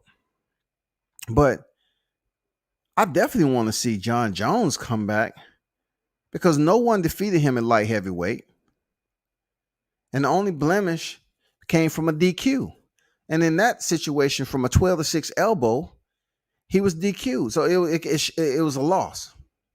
And that guy was Matt Hamill, a deaf fighter who at that time he was making a run and, he can actually fight. But it was no way that he was getting past Jon Jones. Jon Jones was blistering this guy with strikes. You know what I'm saying? From the top position. But due to commission who it went to an ice breaking contest and he seen that they was breaking ices with their elbows, he say, damn, if they can break all these blocks and slabs of ice with their elbow 12-6, we don't need this strike in mixed martial arts in the UFC. So it was banned. So fighters had to once again go through a process of changing up their striking routine and discipline from the top mount because you're able to satisfy elbows from the top position. Jon Jones at 12 is just like on the clock. 12 o'clock is up here and 6 o'clock is straight down. And he was in the process, adrenaline and everything. He was blasting Matt Hamill and he landed a 12-6 elbow. And of course, the fight was stopped. Matt Hamill was already getting blasted, and they stopped the fight. Jon Jones thought he had won, and they DQ'd him. So we're waiting for him to see if he comes back in heavyweight because he's been so-called retired. And the one thing I like strangely about Jon Jones is that, man, he lets you know that he's that dude. He's grimy. He's what you call a scoundrel. He's not perfect. He has tested positive for not just Pez, but cocaine in the past. He's had plenty of run-ins with the law, whether it be behind the car, hit and run, being out past curfew during the pandemic. The list goes on with Jon Jones, man. Assault. The last thing was assault on this. He had a domestic situation allegedly, in the presence of his family or something like that. But after all of that, people, I'll say it to mixed martial arts and I'll say it to boxing. This is not a sport where you're looking and searching for Christians and you're searching for, men in life who have they self together. You know what I'm saying? These are characters. These are individuals who have a checkered history. These are individuals who have a little bit craziness to them. You know what I'm saying? They have a little bit of fragmented sanity. Some of them have mental issues. Some have, they're in a combat sport where they're basically fighting with every limb on their body most of the time, besides the ninth limb, and they're fighting with 4-ounce gloves. So you see people getting elbowed, punched, shin to shin, whereas the low calf, thigh, ribs, head. And, they're going to act out sometimes, just like I was talking about the other night. With Jon Jones, they still allow him to fight. The only time when he got serious is when he was out of the sport for popping positive. And in the process of him being out the sport, it pretty much changed the game on how USADA reports, because Jon Jones was actually popping positive for a PED. When he popped again, he couldn't believe it. And they determined that his body could still be releasing the PEDs that he was on previously while he was taking them. So it's almost like a time release type of deal with this. So you don't know how much PEDs he was taking at the time, but that last time, he popped positive, he was suspended and he had to go before the commission to request to get his license back to fight. And they fined him like $250,000 and they granted him his license to fight again. And he still be getting in trouble. But see, it's a difference between getting in trouble with criminal incidents and basically popping dirty for performance enhancing drugs in violation of USADA. It's a difference. Unless you kill somebody, it's different. If you're going out here and you committing acts, you got to deal with that legal situation on your own. But when it comes down to it, after that meeting with the commission, he's still been getting in trouble. So no one knows when he's going to be back. We don't know if he's sober. We don't want him to come back and test positive for cocaine. We don't want none of that shit, y'all.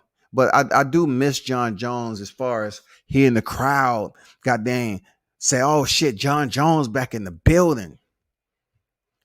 Is he going to be able to defeat Francis Ngannou and become a two-weight champion in the heavyweight division like DC? That's the bragging rights that DC has on Jon Jones right now. DC was able to vacate the light heavyweight championship and move up to heavyweight and knock out Stipe in one round. Just a little bit of backstory, bro. He must have been on big baby levels of PEDs if it was still in the system. Probably so, Andrew. I would say that he was taking his amount of PEDs and it took a time for it to be flushed out of his system. And also, one thing to note, like back in the day, these fighters were allowed to have sponsorship, right? And within those sponsorships, it was supplement companies. Sometimes the supplement companies would have compressed ingredients in there that would show up as a banned substance on USADA. So then they had to go more in detail with their laboratory, their research to these supplements, and the fighters had to take that supplement that they was taking from a sponsor. They had to allow it to be tested and see if it had some type of ingredients in it that comes up on the ban list. And wouldn't you know, it did. But look, it wasn't like it had a certain ingredient. It came up negative on something that let's just say if you come up dirty, you come up with a banned substance, it gives you a certain color to the test. That's what was going on. But then when they found out what it was, some of these substances wasn't even on the ban list. It just was popping up dirty when the test was taken. They can't test for everything, but it's certain materials or ingredients that goes into these supplements that these fighters take. They being paid to take these supplements, and they're basically feeling good or whatever. And I'm not saying that might have been the situation with Jon Jones at all. Jon Jones was dirty. But the second time when he had to go to the commission, he was unsure as to why he was dirty, because he felt like he did nothing wrong. And he pretty much changed.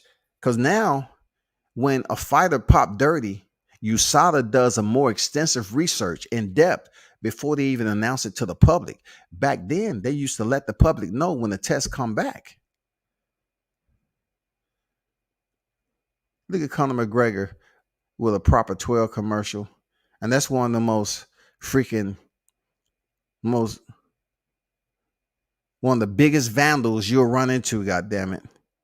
He get in trouble. Look, besides popping 30, Conor McGregor do more shit. Nah, I would say damn near equal to shit Jon Jones do. I would say more. Because to throw a dolly at a bus, yeah. But yeah, that's just a little bit. You know what I'm saying? Like I said, I can go forever and a day talking about the backstories of mixed martial arts and these fighters, man. Supplements, even approved ones, is a real gray area. Absolutely. And fighters back in the day, like I said, was making good money off supplements, a sponsorship. And come to find out, it was not. They had ingredients in it that was on the ban list. They didn't know what it was. They had to break it down, find out what it was, what the name, and put it on the ban list. But Jon Jones, in the process of his demise, he somewhat changed how USADA do business with fighters. Incredible, huh? Very, very incredible. Now he had a point where he took time out the sport, having came back, put on mad weight. He's looking like a heavyweight now. He don't look like that skinny Jon Jones that was very nimble and light on his feet at the 205. He's done put on some weight. He's still been training. You seen him out there with Winklejohn when Carissa Shields was training out there for a minute. You seen him in places like, I forgot what school he's at now. He's not at Winklejohn. Winklejohn told him he couldn't come over there no more. You know what I'm saying? They said he couldn't come over there no more. So he had to change school. So he's over there with Henry Cejudo and the crew, which they're doing good. He's over there with Triple C. You know what I'm saying? Which they're doing very, very well over at that camp. Very well.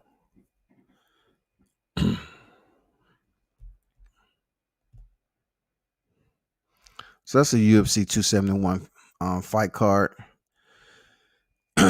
It's going to be a minute before the main card come on at 10, for the PPV and everything.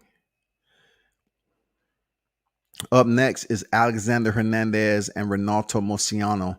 Moicano, once again, I like him. He can fight, man. I like how this kid throws down for real.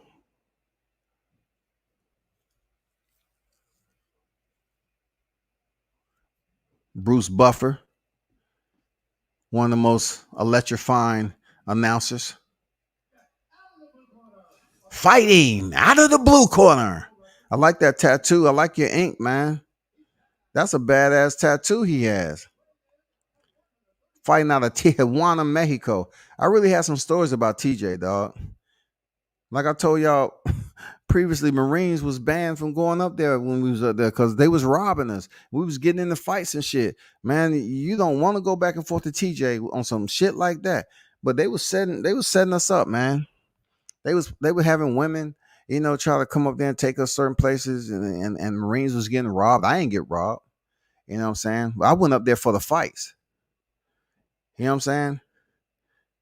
It was crazy. At 17, I was going to TJ. I was going up there for the boxing matches way back at 17, dog.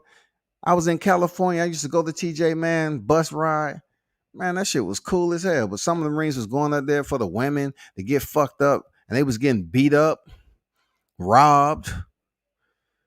And then they say, you can no longer, if you over here at this base, you can no longer attend TJ. It's too dangerous. Which they wasn't playing. It was too dangerous. First, this fight is underway, man. Moicano versus Phillips. I mean, they have Rojo Phillips. Nice low kick, man. Oh, he switched it up that time and went up high. I like the counters. I like the counters already from Rojo. High guard. Reverse kick misses the mark. Man, Phillips is really starting off on the gas, man. This is the 135-pound bout. Okay, this is the bantamweight division, 135. So these kids these fighters are fast, man. I like that tattoo on his back, though. I like that ink. Oh, nice right hand lands from Phillips. He's trying a little bit too much going to the well with that spinning heel kick. Barely missed.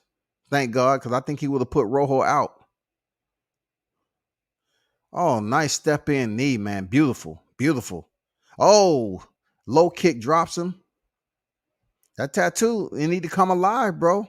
You're getting outworked right now by Phillips. Absolutely. You're getting outworked. Man, quick hands, bro. Look at the foot movement. He changes level and try for the takedown. Nice stuff. Oh, man, gets back to his feet. Automatically reverse kick off the separation. Real nice.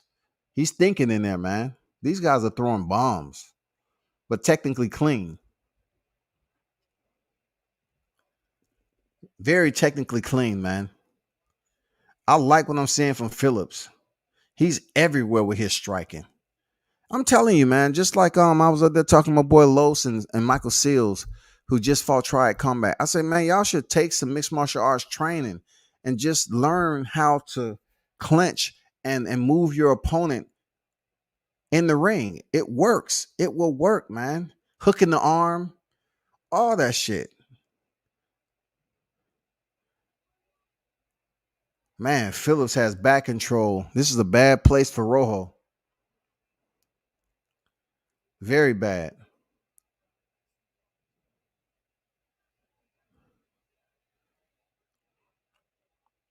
He's full mount.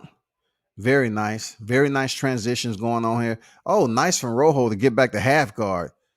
Nice. Very, very nice. Phillips is trying some elbows from the top position. Working the pass once again. Phillips is very, very active, bro. This guy's just overwhelming Rojo right now. This is the first round. Each round is 5 minutes apiece. We have 1:55 remaining in the first round. And it's been a lot of action. This is a 3-round fight, of course. Back to their feet. Good job by Rojo. Making, posturing up, getting back to his feet. He just don't have a variety to like Phillips does.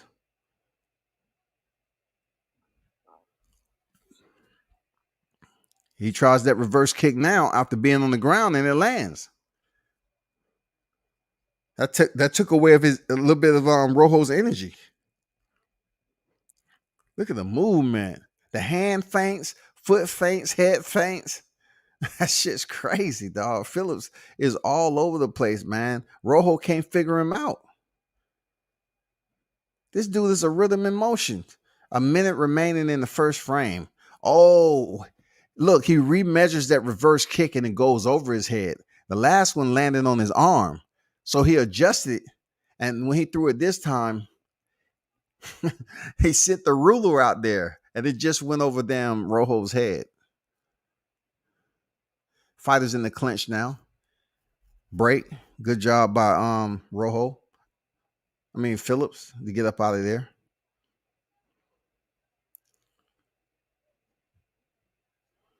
Right hand just misses from Rojo.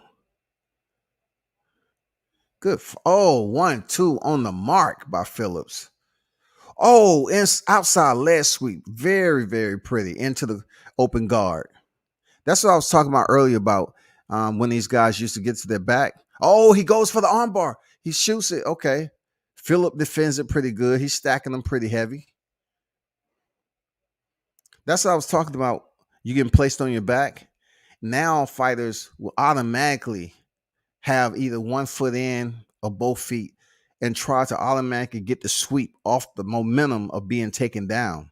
Or if they pretty much know they're dealing with a fighter who has pretty good takedowns and ground game, it still allows them to be in a position for a sweep.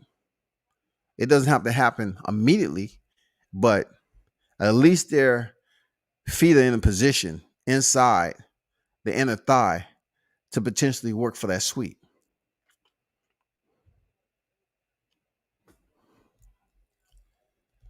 I have no problem with blocking you. Appreciate for putting all that in the chat. Just tell me how that block looks to you. You know what I'm saying?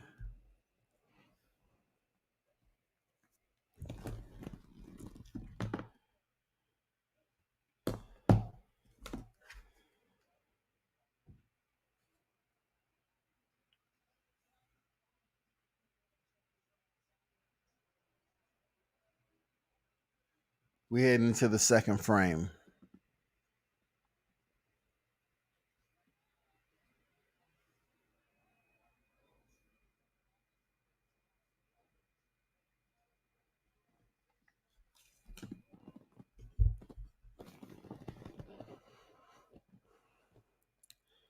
He's going to the well with that reverse kick a little bit. Nice blitz by Rojo.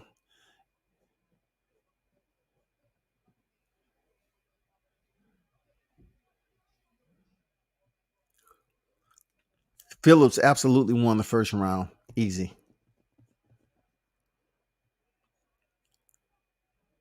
Oh, switch kick. Very nice. Man, hey, Rojo gonna have to switch it up, get offline instead of trying to see what this guy Phillips is going to do. His rhythm and motion is amazing right now. You really don't know what this guy's doing. He has such good foot movement and feints. You don't know if he's going to throw a punch or a kick. Low calf kick by Phillips. Oh, then he goes up high again. 1-2 down the middle for Phillips. This guy has talent, man. Of course, you know what I'm saying? He's working his way up. He has talent. He thought about the single, let it go.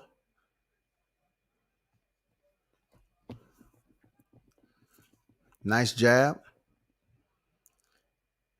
I can tell you what, Rojo is slowing down tremendously.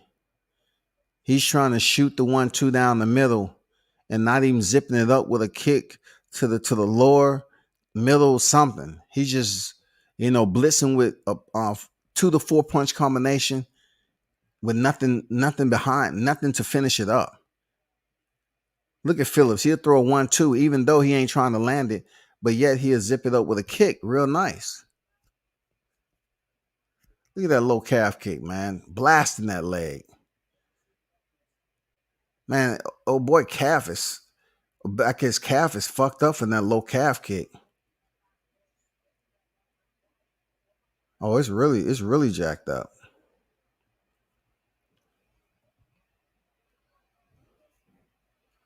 Nice pace, man. Step in knee again with a 1-2.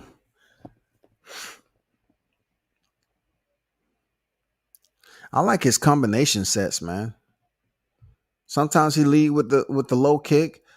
Sometimes he leads with the damn hands with a 1-2 combination or a 3-punch combination. And it with a kick to either up high, middle, or low. He's keeping Rojo guessing for real. Sometimes he gives you that sign that he's about to throw a kick. You know what I'm saying? when he want to do that reverse kick, he blades up his stance just to, let you know he's about to send it. Nice kick to the midsection, man. He's killing that lead leg of Rojo. Killing it. Rojo tried to check that because that shit probably hurting. Oh, nice combination of the fight by Rojo. There you go. 1:20 remaining in the damn second frame, man.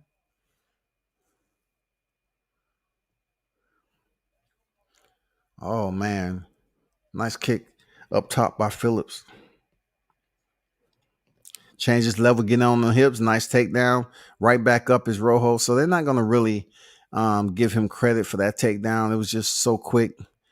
He didn't have time to work from that position. Great work, though. 50 seconds remaining in the second.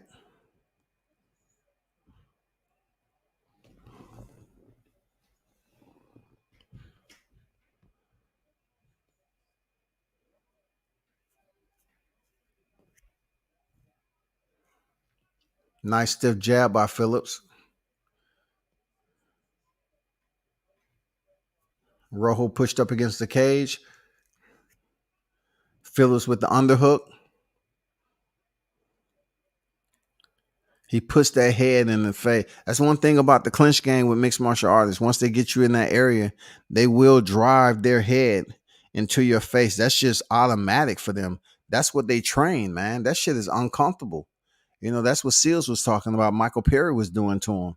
He was putting his head, and he can feel him grinding his head into his face. As a boxer, that's not something he was used to. But it was good to hear him talk on it, because if you're going to contend in a different combat format like Triad, where the whole ring structure is different and the rule settings is different, you need to work on your clinch game with these MMA guys. You really do, because it's very, very beneficial. You definitely need to work on your clinch game and work on remediating control, rotation, just knowing how to control your opponent on the inside while you're dirty boxing.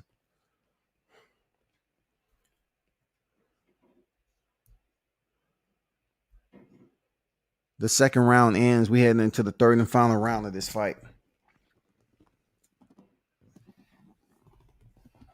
And of course, this is the prelims of UFC 271.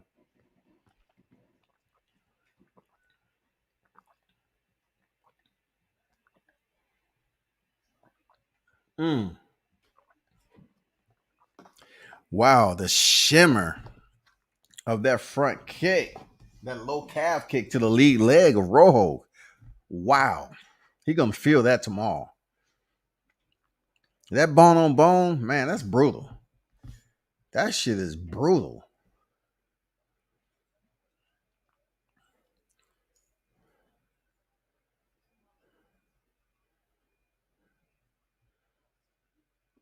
Phillips is just too versatile for this guy. He has too much in his arsenal, man. His cachet is full. He's been working. This guy has been working, man. Amazing footwork. Changes level again. Rojo stuffs it temporarily. He changes it up to a single and gets the takedown. He stayed at it, man. He didn't give up, man. He went in for the double initially, then switched it to a single, turned the corner, and now he's in side control. Let's see what he works with right now.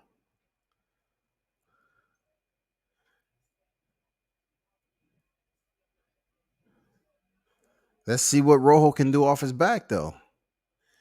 It looked like he was trying to work for an armbar. Yeah, he's working for Kimura. He had it. Now he's working for an inverted triangle. Let's see. Oh, it's locked in. Bad. He's going to roll over to his back probably. Oh, no, he's just going to do GMP on the top. Rojo's trying to go out the back door. He's almost there. And Phillips is going to roll over to his back and then try to work for. He has a triangle choke right now. He's going to try to work to extend that arm, that single arm. For an armbar. There it is. Tap. There it is. Extended out for an armbar. Got caught in a triangle to an armbar. Good shit. Good finish, bro. Good finish, man. Good damn finish, bro. For real. MMA is amazing. I mean, the whole art. But, the transitions on the ground is just a beautiful combat sport, for real.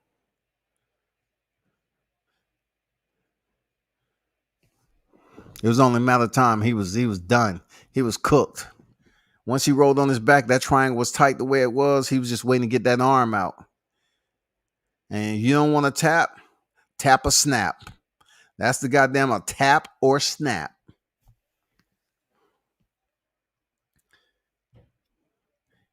Rotated those hips up. Old boy was like, hell no, I ain't getting up out of this.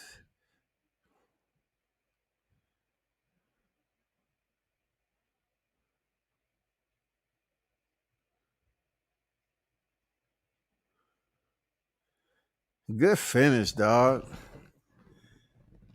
Damn, good finish. See, that's like study, man.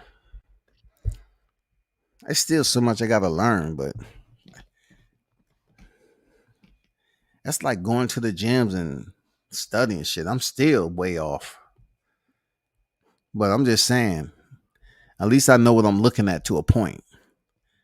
I can see what they're trying to set up. I'm actually seeing it play out to the point where I'm comprehending what's going on.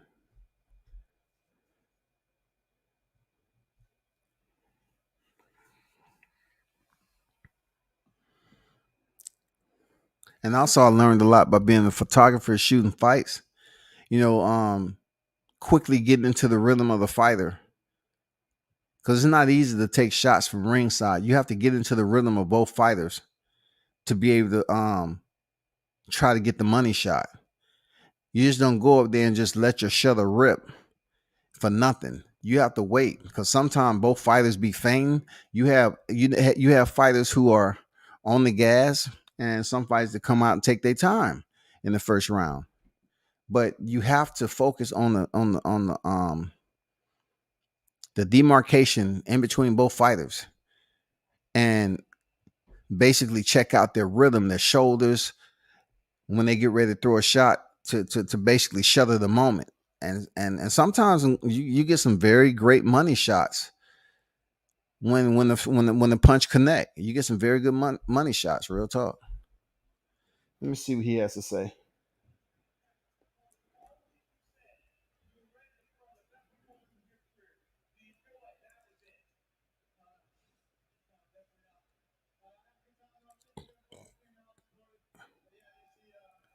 Kyler Phillips.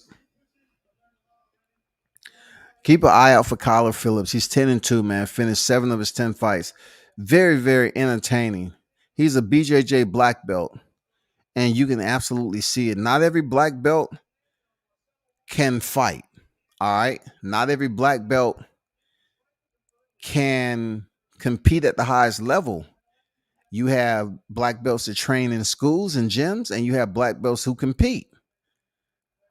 This guy, obviously, in my opinion, he's competing, and he's a BJJ black belt, and his transition was beautiful.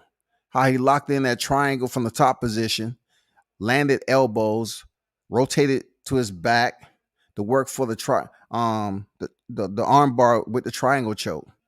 And time he tapped, man, he let the guy go. He didn't want to end his freaking career. He didn't want to snap it. Once the referee called, he let the motherfucking triangle go, so that guy can live to fight another day and don't have to spend time with a broken arm. That's exactly what would have happened.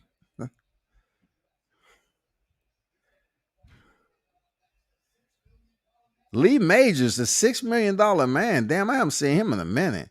Lauren Murphy on deck. There go Joseph Benavidez. He's retired now. That's the one that Davison Figueiredo knocked out twice. I know he really thinks about getting back in the cage to get a title shot, but he knows he can't beat the top guy right now. He probably understands he can't beat Brandon Moreno. He understands he's been in there twice for Davison Figueiredo, who just became champion again. You know what I'm saying? And the trilogy with Brandon Moreno. He just became champion again. So definitely he don't believe he can defeat Figueiredo, because what was supposed to blossom into a rivalry, he was defeated. Just like I said about Jon Jones in DC. He was defeated twice, dog. It's over. Casey O'Neill is next. She's 8-0. She's 8-0.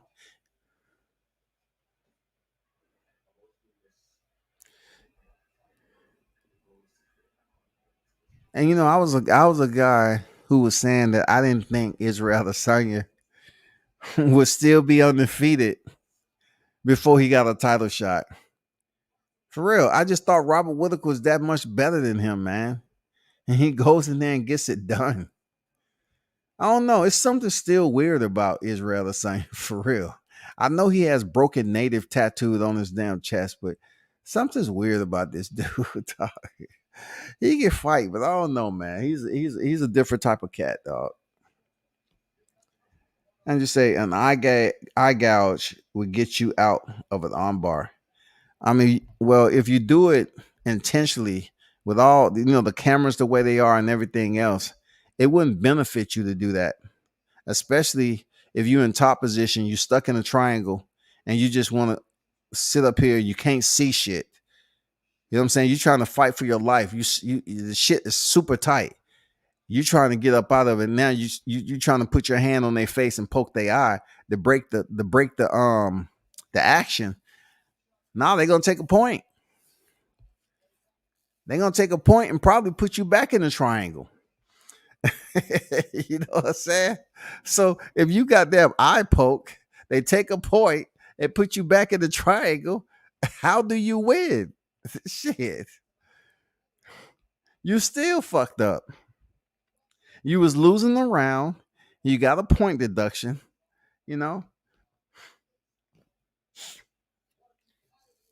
Modafferi, she's up next. Not a legal move, though. I get it.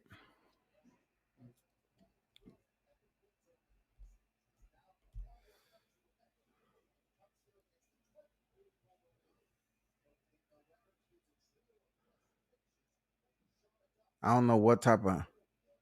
She put old girl to sleep. This should be pretty good.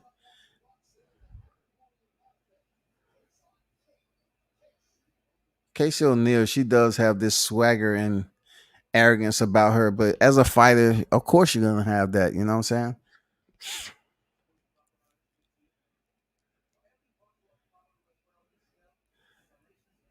I tasted proper 12. It doesn't taste all that good to me. Shit. I'm not gonna lie, it doesn't taste all that to me. I'm not a whiskey drinker either, so.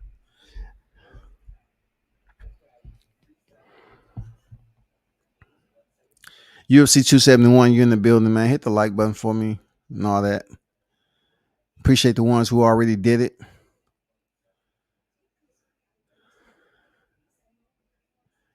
This is the MMA hour. It has to happen. You know what I'm saying? Well, we're in the process in between fights, man. I'll be back in about 2 minutes.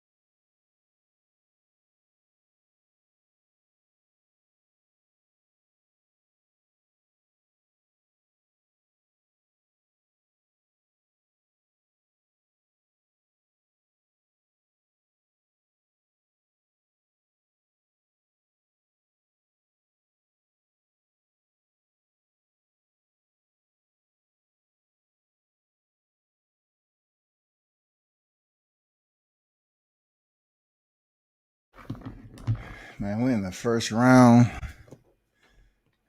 335. Modafferi is definitely a straightforward inline fighter. And that's why she get touched up so early. She always wear not knee braces, but knee slides. Because she plan on trying to take it to the ground if she can. But one thing about O'Neal, she's scrappy.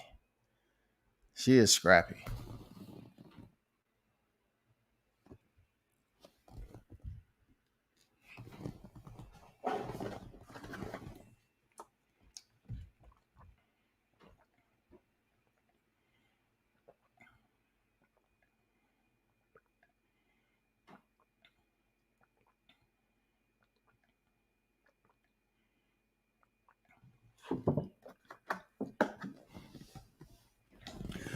Nice check left hook by O'Neal. O'Neal has pretty good boxing, but the footwork of both of these fighters is just mediocre. They just standing right there, throwing punches. This always happens when you see these, I would say the female fighters mostly, their nose is red because they're taking punches in the same spot early. Like it's just the first round, and both of their noses straight up red because they're in line. They're not moving their head off center. And they're just able to, throw the jab, throw the 1-2, send it down. If one don't hit, the other one will. Nice kick to the ribs by O'Neal. Modafferi just seems like she don't change up her game that much. Like she has her chin tucked and everything, but she doesn't do anything else. It's almost like she doesn't have a permit to go left or right with her head. You just drive a straight line. I don't want you turning left or right. Just stay right there. Same thing all the time, man. She just be getting blasted right off the rip. Like by the time the first round is over with, she has damage.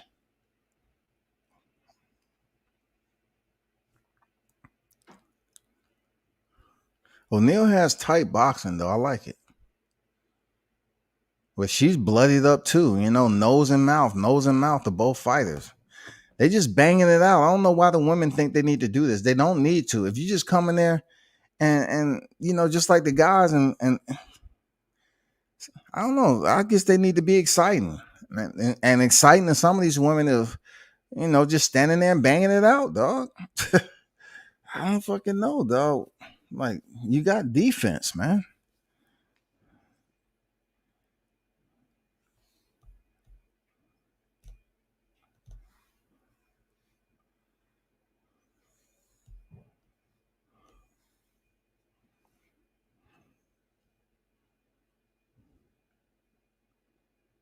Y'all see these spam coming here. Appreciate you, Andrew. The wrench game. Appreciate y'all for blocking these cats, man. They come up in here, send them about their way, for real. I mean, it's a good first round. It was active. But sheesh. No head movement. No defense. Your face is your defensive impact area, for real. Like, if you even want to call it that. The impact area, that's it. Damn. At least allow them to work for it.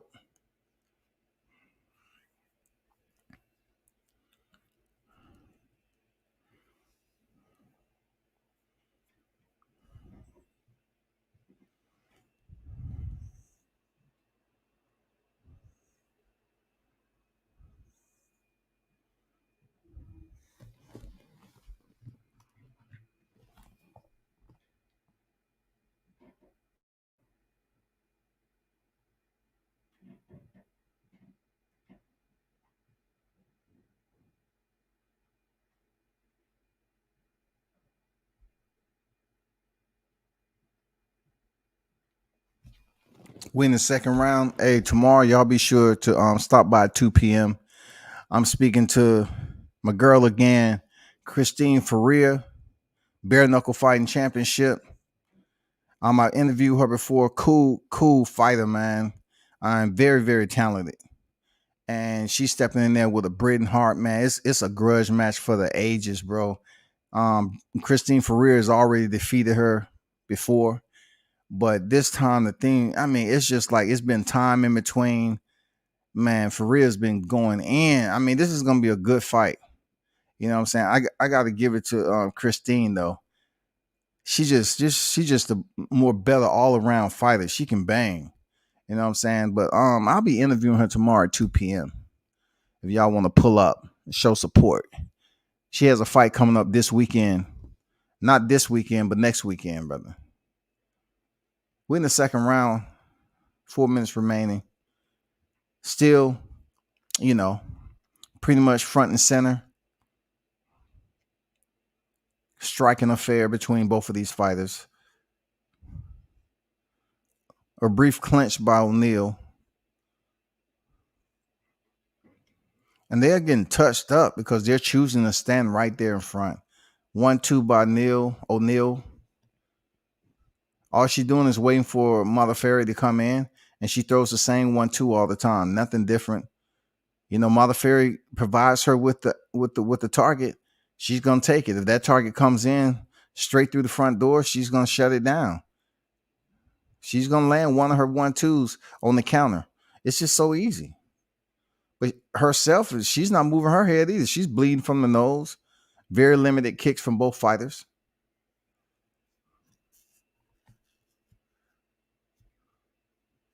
Modafferi is just in her rhythm. You know what I'm saying?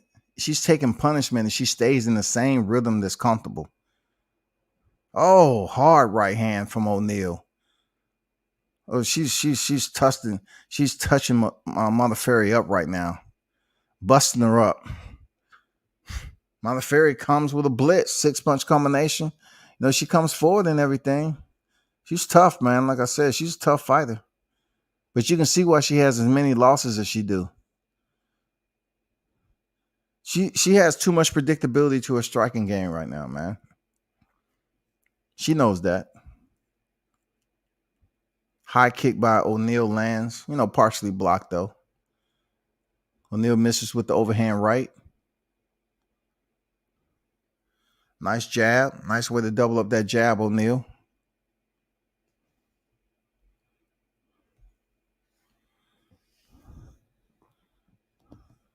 It's possible.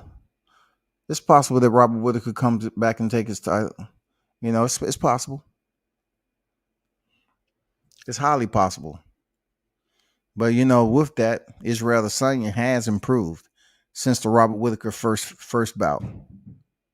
He has changed too. And Robert Whittaker, I expect him to come in a more improved fighter also. Because, both of them have familiarity with one another. They fought already. So we'll see.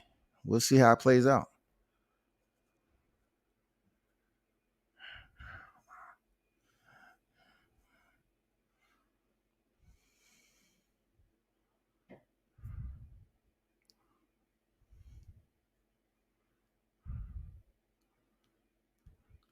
Right hand lands by O'Neal. It's just a knock 'em, bang out, a sock 'em, bang out fight, really. Ooh. I don't know why these girls just want to, just throw down. Like, I can't say that. You do have the men to do it too, but I'm just saying it just seems like they can make the fight that much more easier if they just move their head just a little bit. Like, eyes are swelling up. Neal is like yelling and screaming from taking the punishment. Like, come on, bring it. When it's very limited defense, man. Oh, she's touching Modafferi though. She might like the mayhem though. It seems like O'Neal likes the chaos. For real, she loves it. She loves to feel the blood, taste the blood. Oh, nice, Modafferi. Nice. Level change. Okay, she almost had the sweep like I told y'all before. It's all about positioning when you get put on your back. So Modafferi attempts a double leg, gets it near the end of the round. but not even to work from the top position. I'm not sure why you went in for it. It was, I don't think they're gonna give you much credit for getting a takedown at the end of the round when you didn't work from top position. It's not like it used to be back in the day. You get a takedown, it was a big deal. Oh, you got a takedown. Oh God, you got to take. Now it's more so like, what did you do when you got the takedown? Did you just take them down and they was able to get back to their feet?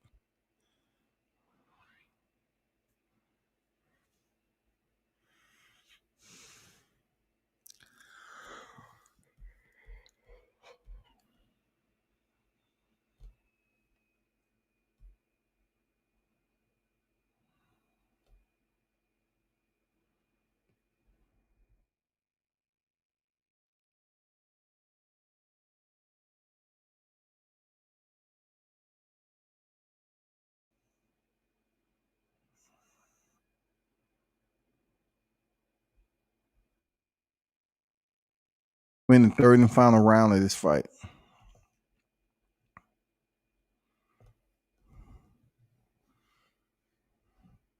Oh, step in knee by Modafferi. O'Neal catches it, but didn't do anything with the takedown attempt. She just pushed draw.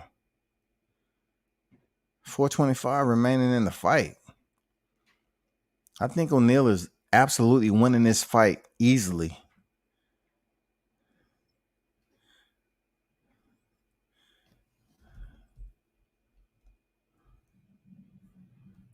Jeez.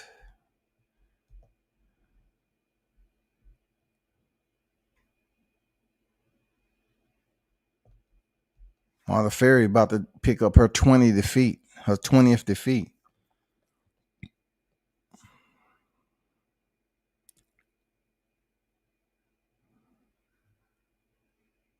Man, Modafferi is wearing this fight right now. She's bloodied, bruised, all of that. She's showing her will, her grit, though. She's showing her toughness, but she gets in for the clinch, land a knee. She's really looking the worst for wear out of the two. She just comes in with a straight line, 1-2, nothing behind it. She's trying to. Oh, she tried that elbow on the break though. She tried it.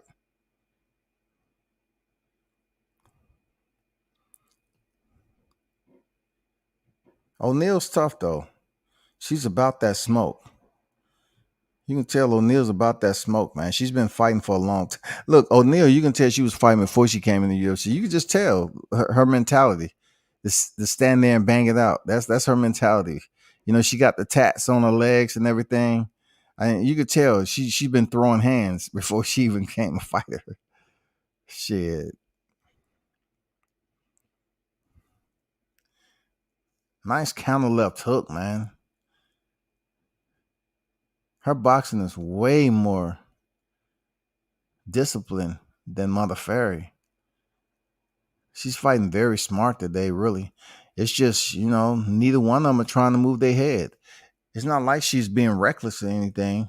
Oh, reverse spinning fist. Now O'Neal talked. Look, you seen O'Neal think about it. She flinched to try to give it right back to her. She said, "Oh, you're gonna try to do spinning technique?" She's sending the teep kick straight up the middle, kicks her in the face for her effort with that spinning fist. Knees on the inside is not really connecting. Modafferi is tough, man. God damn, she's tough as shit. Whew, shit. It's still a minute 30 remaining in the fight. Oh my God, dog. Ooh, Modafferi is looking bad. Oh man, 2 punches landed easy. Oh, another one. They're not gonna stop the fight, I don't think. She said, "Let me change levels and get it to the ground." Nice stuff by O'Neal.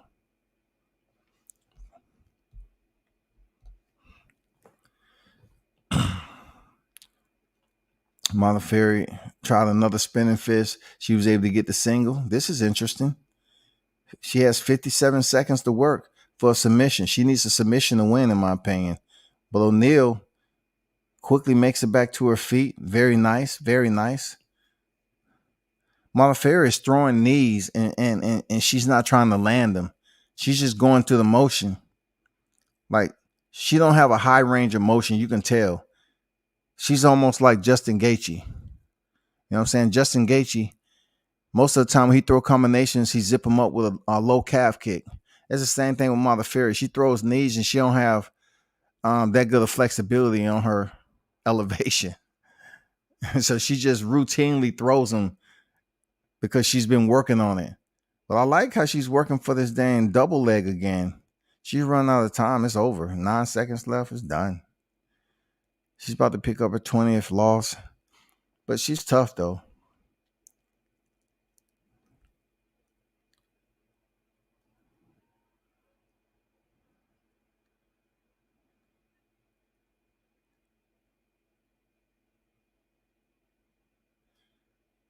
They both respected each other at the end of the day. O'Neal, in my opinion, made that fight a lot worse than what it could be with her skill set. She had better hands, better striking, in my opinion, with her boxing. But she chose to just stand there, close quarters, and bang it out.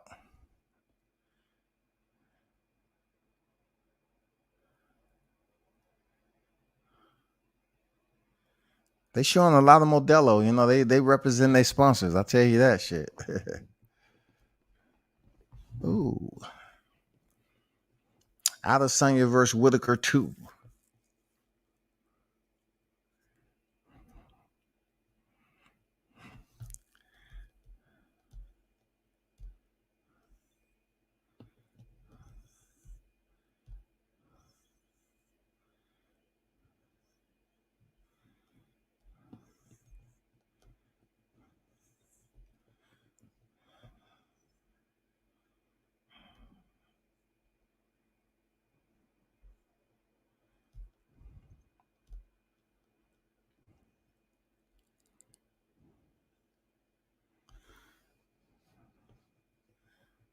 This is the easy one right here. They only need a damn read off any type of scorecard. This is the easy. They just should raise her hand.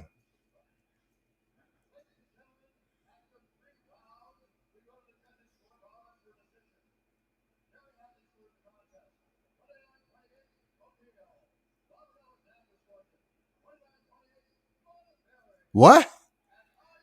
Dang, one judge scored it for Modafferi.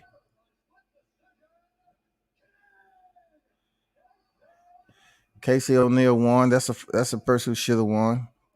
She respectful about it though.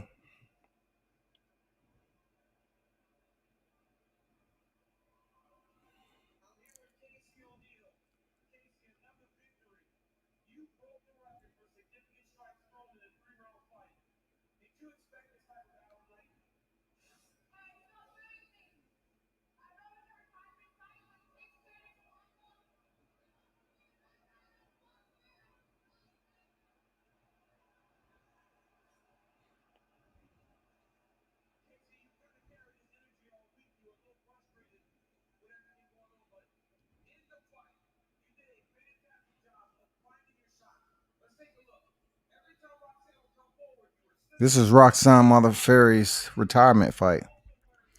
So, you know, the fans was booing her and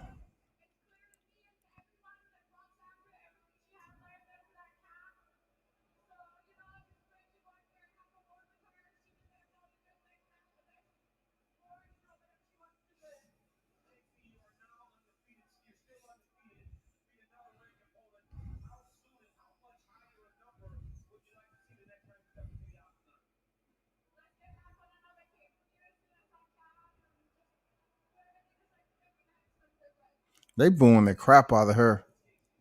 She must have pissed him off at the weigh-ins.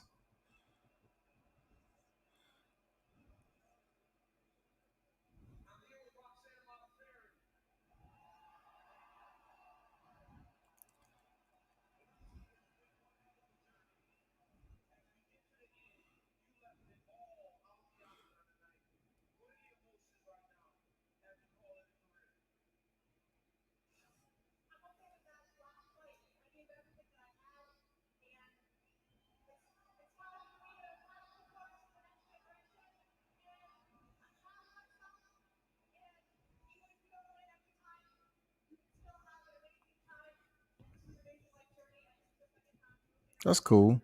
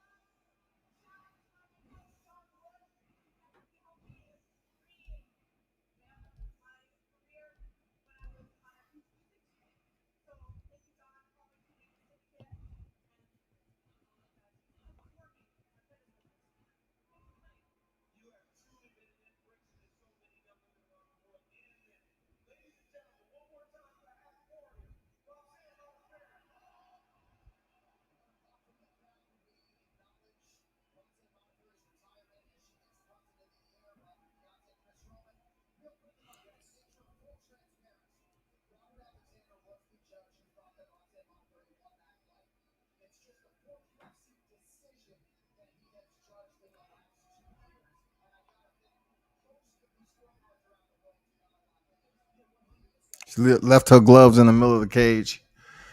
Retirement gesture by mixed martial artists.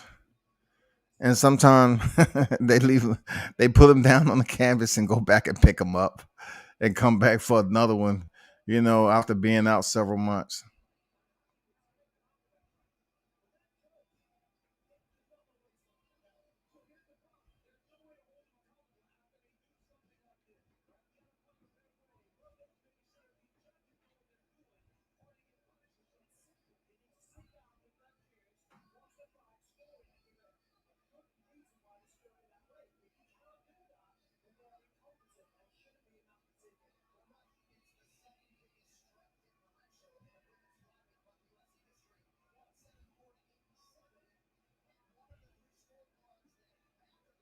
See, that's the respect I'm talking about. She has double digit losses, but they treating her like, giving her mad respect as she leaves the cage for the last time. And you know what I'm saying? It's not like she was ever a champion. She was never a champion. But the MMA fans, that's what they do. In boxing, you retire, they say, okay, you didn't contribute to the sport anyway. Good. You know what I'm saying? I mean, that's just what it is. That's just what it is. I'm not trying to sit up here and give, provide a juxtapose for combat sports, but side by side, having been in the MMA arena and witnessed the fans there, and then in boxing, it's different when you have a fighter that's going through this moment of retirement, and that's their last fight. You know what I'm saying? People cheer them on like they was named world champion 2-3 weight divisions.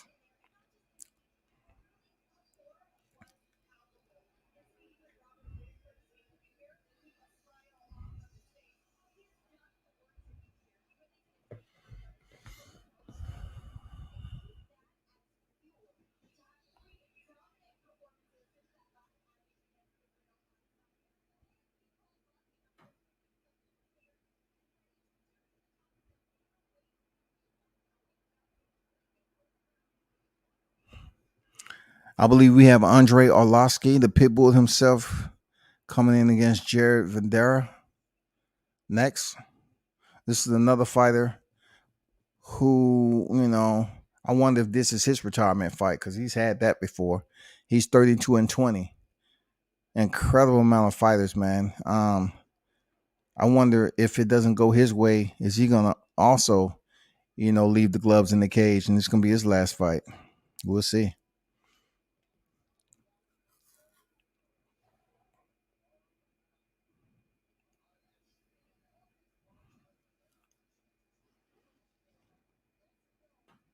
He's the last fight on the prelims. The last fight on the prelims is coming up right now.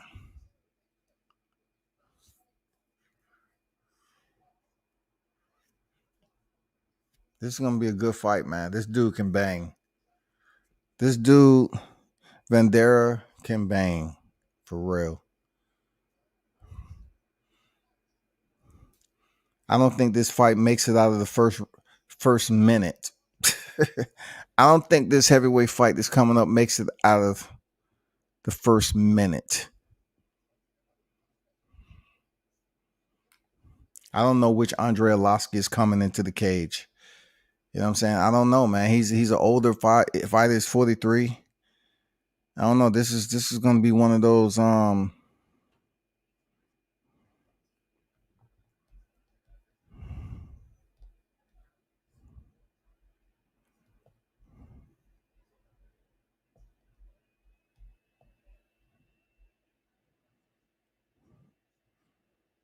This might be another Travis Brown type of situation, y'all. For real. But this time, I don't think Arlovski's going to be on the winning side. I think this is going to be one of those quick. I might be wrong. He Andrei Arlovski, he may show up again, man. He may show up again. You know, he's on 2-fight winning streak. And Jared Vanderaa,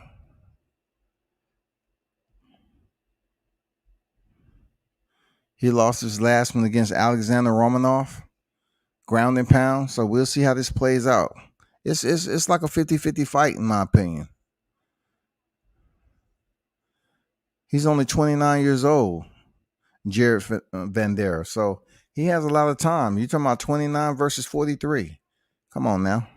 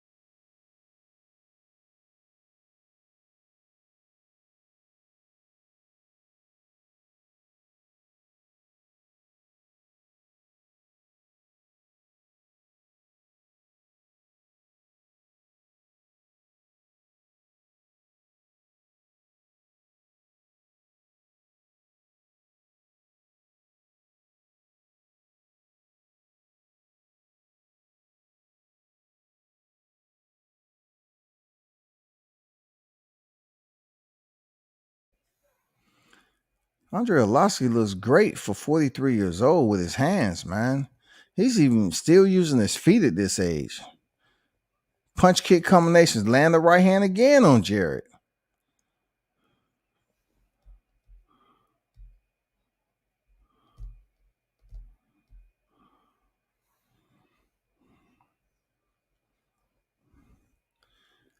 Wow. Approaching 220 in the first round.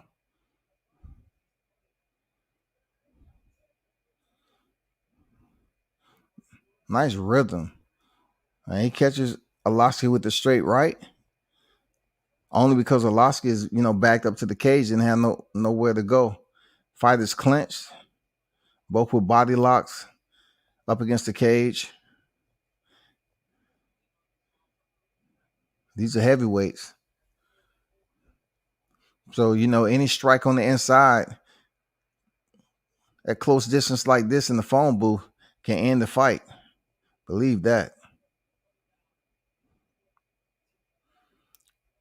Jared's trying the outside leg sweep. He does have the underhook on that side.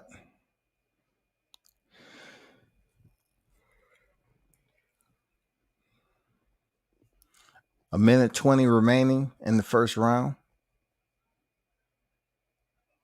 Andrei still, look, Arlovski still has some mustard on that right hand.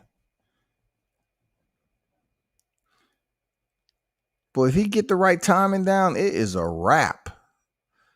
Jared standing right there, trying to be a hero. Okay.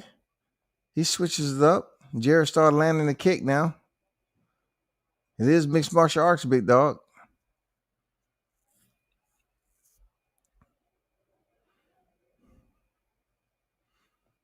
$40 seconds remaining in the first round.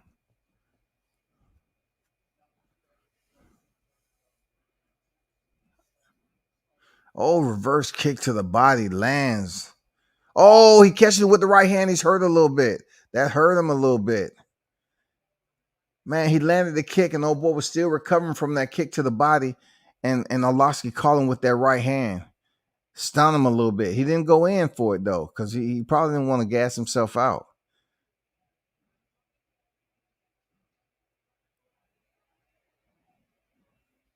He's breaking Jared. Oh, reverse punch lands off the shoulder, bounces off the shoulder, Jared. Oh, damn. Arlovski still got the talent. Arlovski still has it. Damn. Damn, he still has the goods, man. Spinning techniques, punch kick combinations. Damn, dog. 43 years old, you rocking like that? That dude got some very good genetics to still, have that many fights, man. That many fights. And still able to throw punch kick combinations, spinning technique.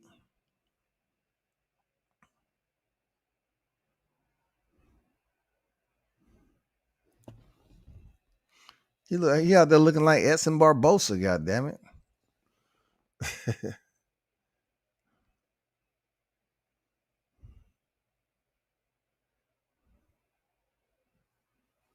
Second frame on deck of this heavyweight fight. The last fight on the prelims. I thought they was gonna, somebody was gonna close shop on the first, but it didn't happen. Now we're in the second frame. Maybe this is where it all ends for somebody.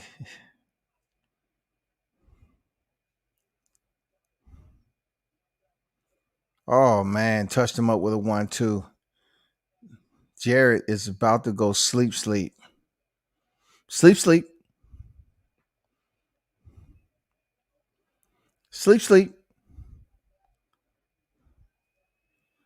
Arlovski is looking sharp right now. Very sharp.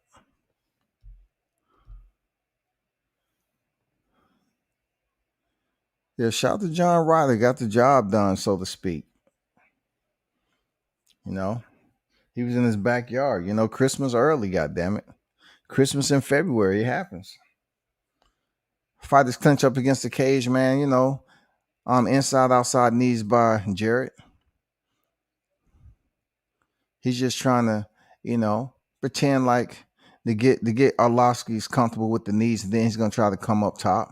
That's usually what happens. He has his head pressed up in there, just like they do in the clinch. They make you battle their head too, make you feel uncomfortable, land some knees down low, and then try to come over the top with a hook. That's why they always tell you to push away when you separating from the clinch. Just don't step away like Stipe did. Stipe stepped away with his hands down, and DC closed him out.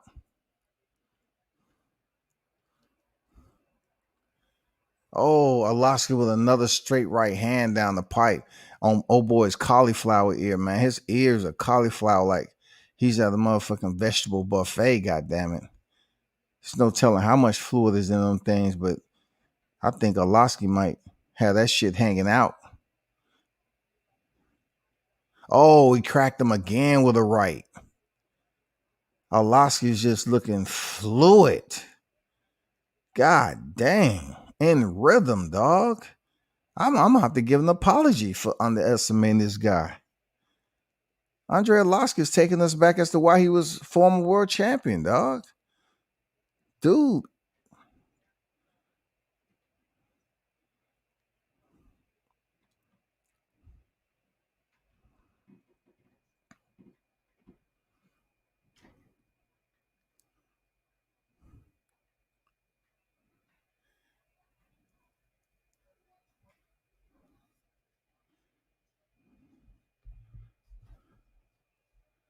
Oh, cracked him again with another right. I don't know if it's just Arlovski's age. He's not able to put him away right now, but he's cracking him good. He's landing that shot, man.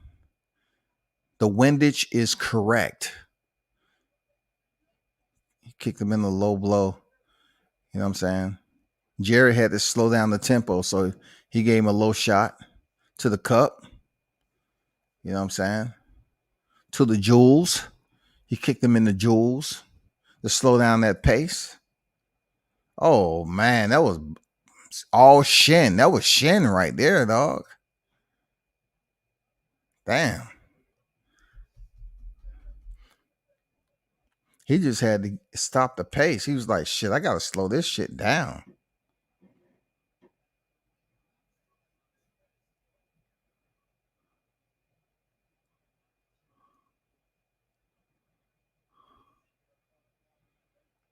We have a minute 40 remaining.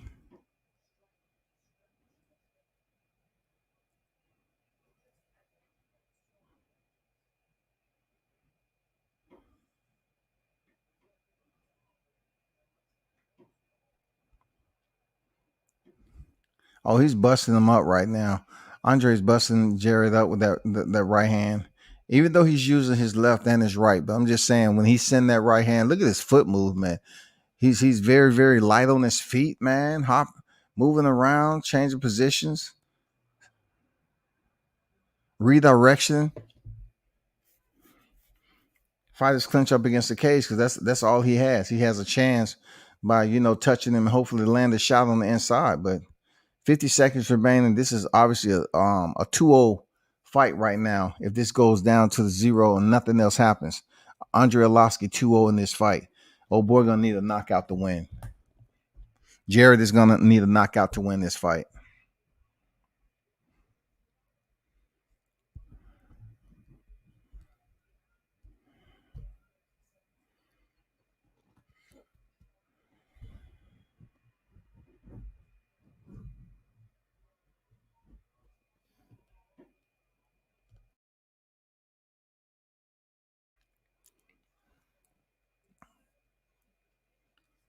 Ten seconds remaining. Man, Arlovski's feeling himself right now. Like he's showboating a little bit, doing the Arlovski shuffle. You know what I'm saying? The pit bull shuffle. He's feeling himself right now.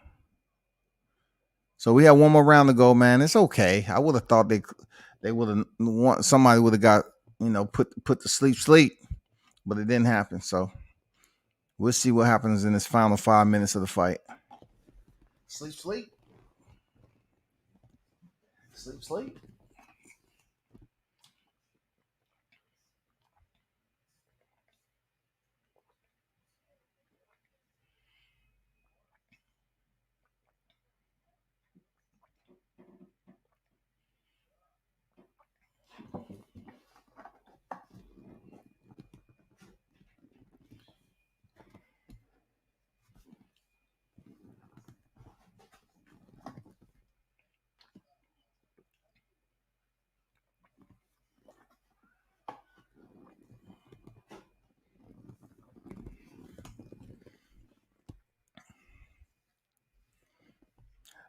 Third and final round.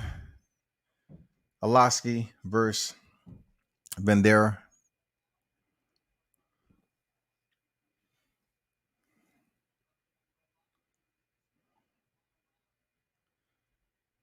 Vanderaa needs a knockout. I'm pretty sure he's totally understanding of that. He's now landing some outside leg kisses, which is not going to be enough, but we'll see.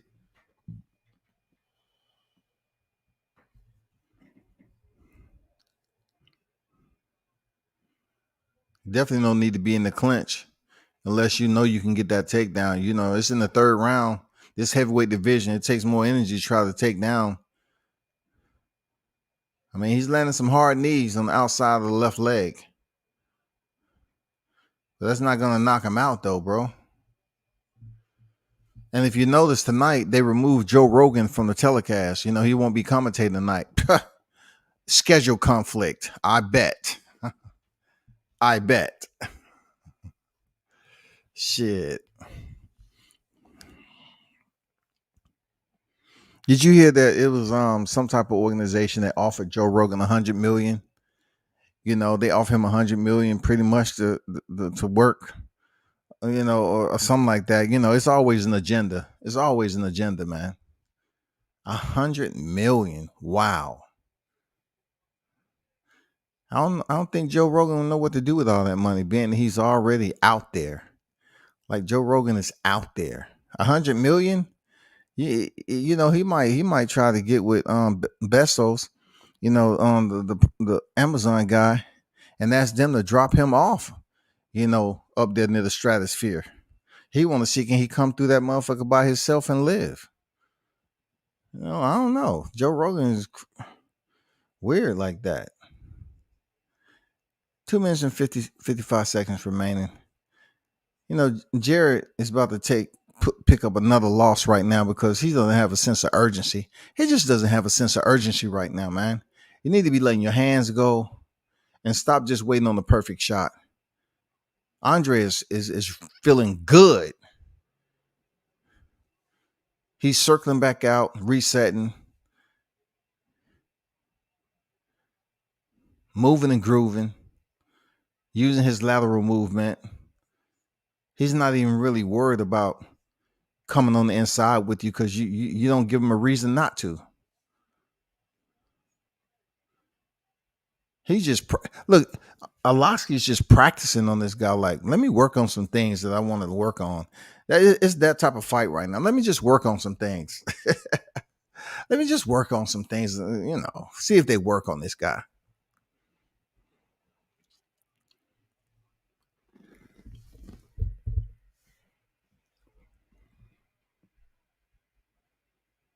Nice. Well, I'll tell you the truth. There's no sense of urgency from Jared.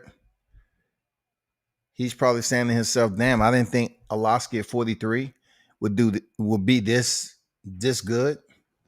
Still able to move around.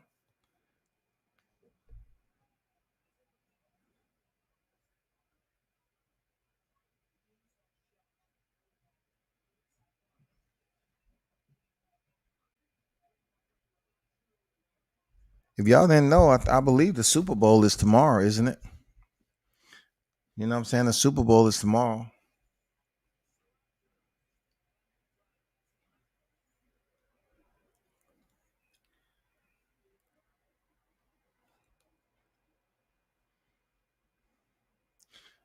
He's still trying to land that right hand, though. 45 seconds remaining.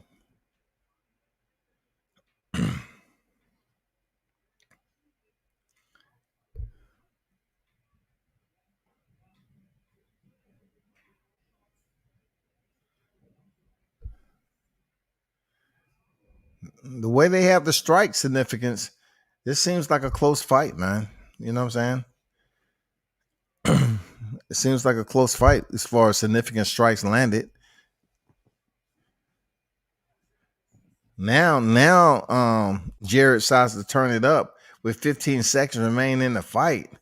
And he has all this freaking energy in the last 10 seconds. That is, he hits him with a spinning back fist, man. He definitely won this fight, man.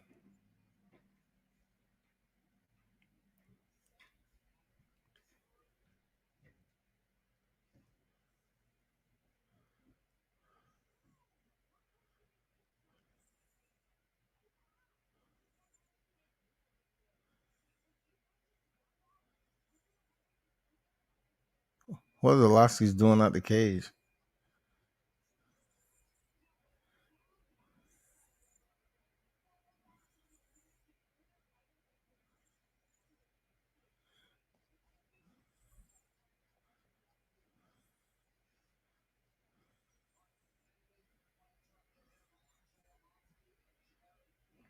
This is the last fight on the prelims, of course.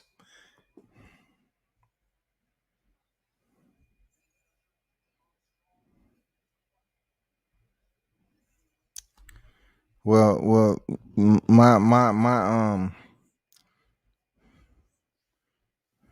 my wishes down here for Atlanta Falcons have went unanswered. I don't want to do no finger point, but I've put in a lot of prayers, and they went unanswered.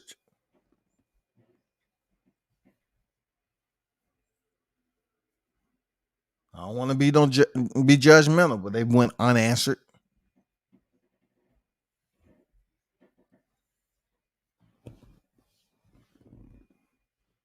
A lot of hopes and dreams vanished.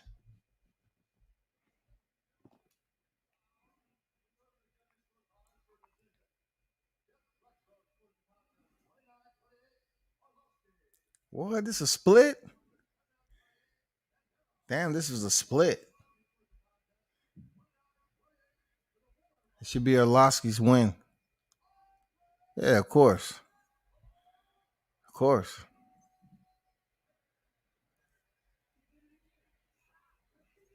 43 years old, picking up another win for sure.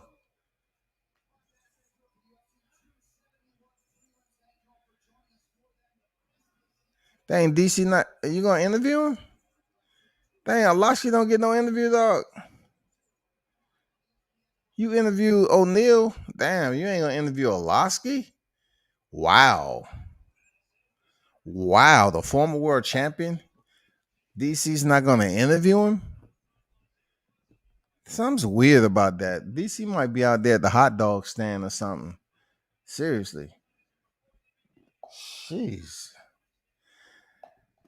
Y'all hold up, man. I gotta go through the process of pulling up this motherfucking fight, dog.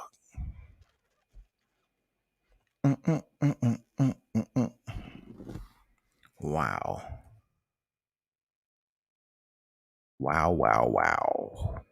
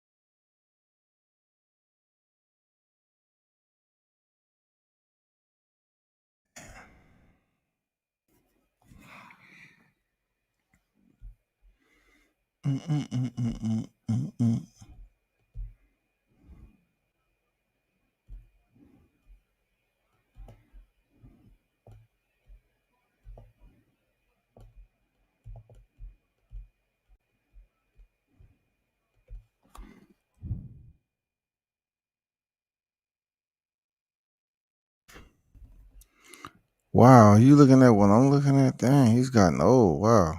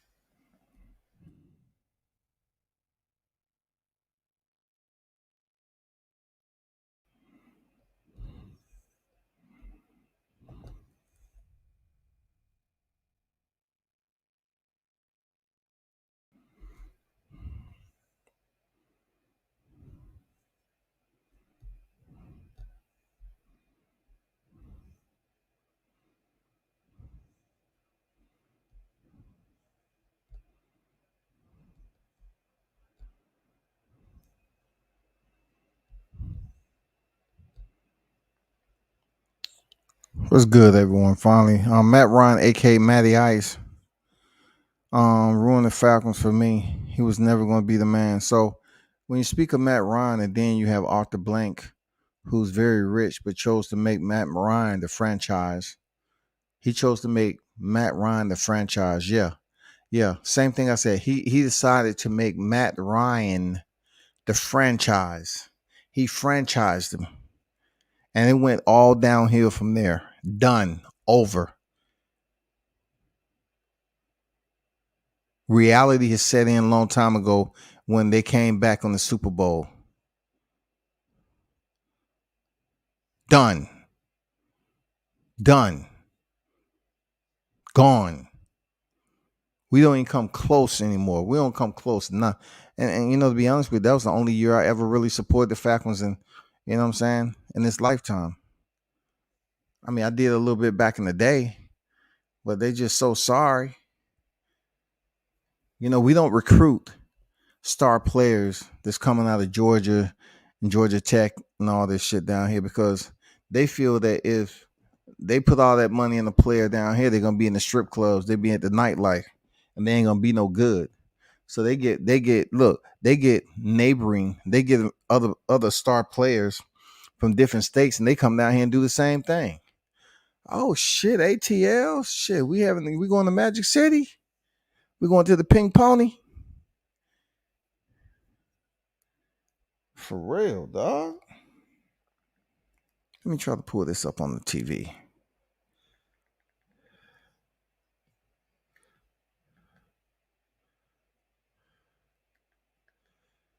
Yo. Let me see.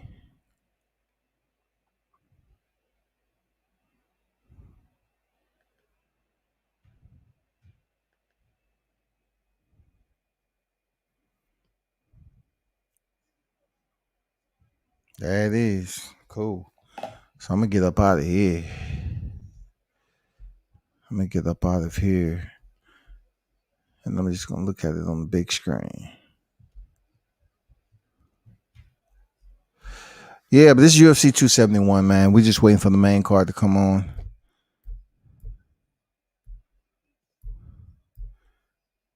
I think, if I'm not mistaken, my boy Bobby Green is going to be the first one out the gate. Yes, he's going to be the first one out the gate in this main card. So y'all give me a minute, man.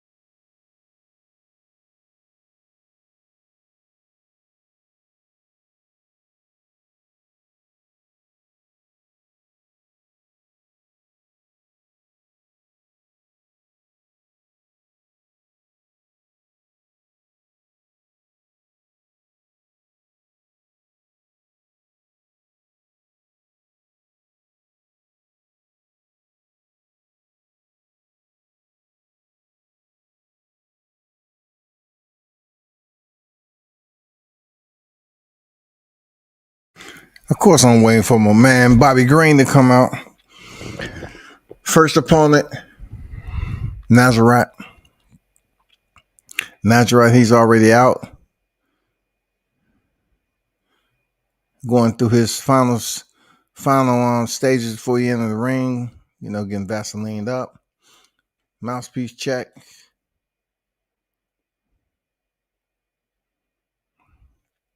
It's about to be very, very interesting.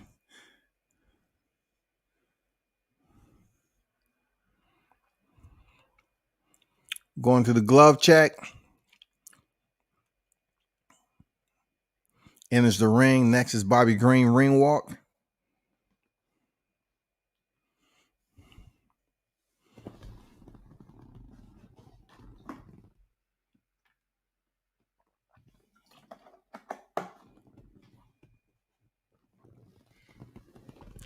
It's going to be a good test for BG. Very good test.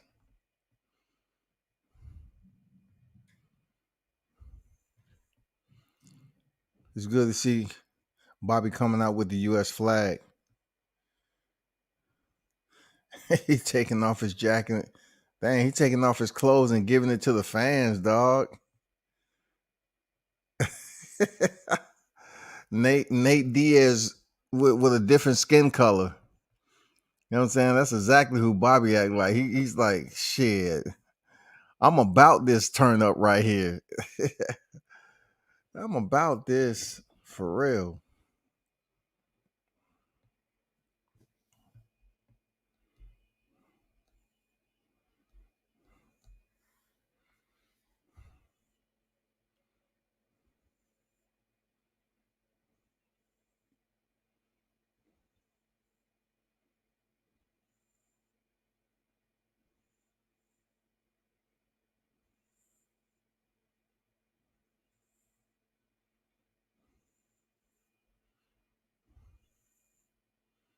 This is gonna be very good, man. Damn. That dancing and shit getting Vaseline put on. This dude is different for real. It's time to go.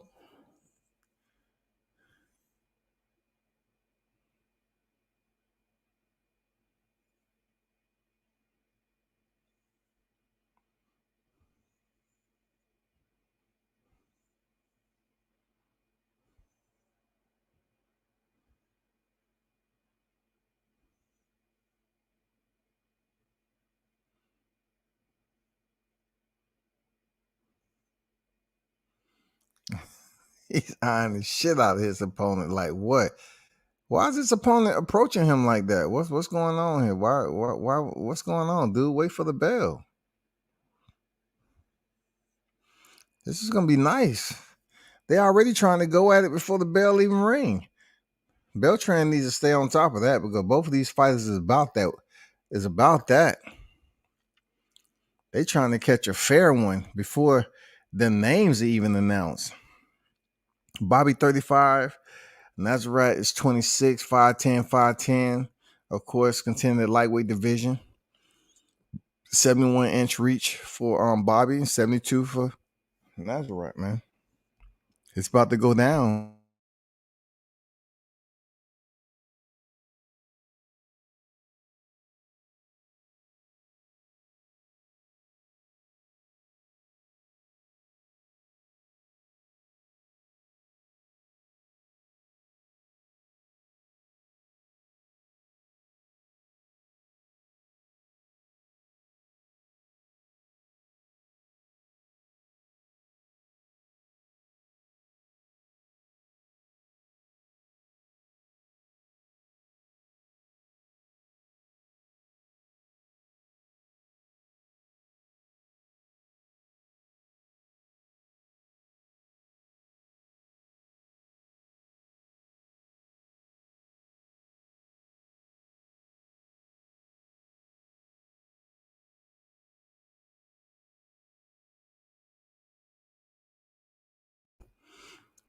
They're announcing Bobby Green right now.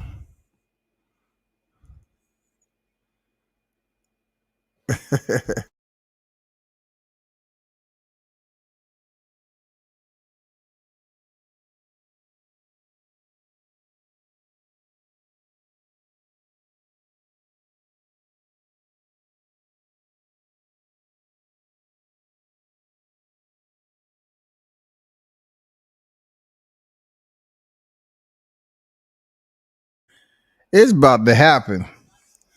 Some bad things about to happen. You can't hear the pre-fight energy better than that. I wish it was a 5-round fight. This is just a 3-round fight. Bobby comes out with his usual, hands down, but he's quick with it. He knows how to defend from that position. Nasrat is high guard. Got the winky right going on, got the earmuffs. He tried that overhand left, missed the mark.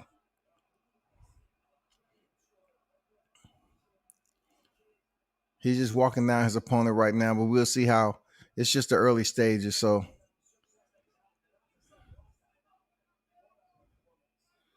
See if Bobby defense still on par. His hands are still good right now.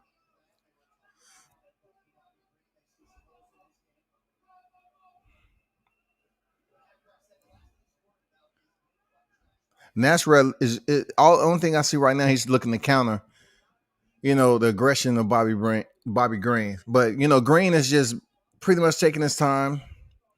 Giving those foot feints. That was a nice counter. He poked him in the eye though. See, already, he poked him in the eye, man. Open finger gloves. Bobby's poked in the eye already. Look at that. He wasn't even looking at him. He had his hands extended, poked him in the eye.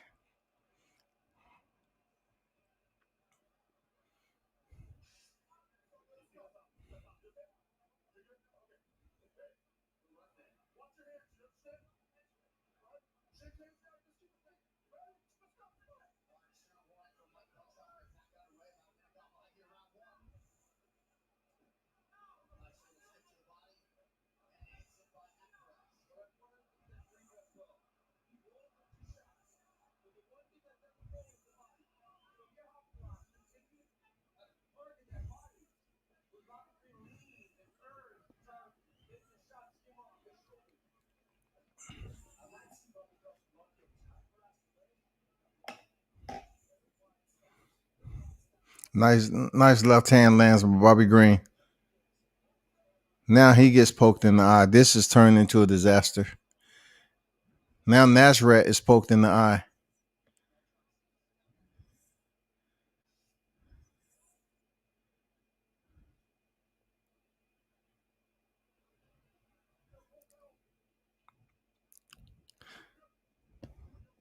I guess when it actually boils over, it's gonna work. We had 2 eye pokes, one eye poke per fighter.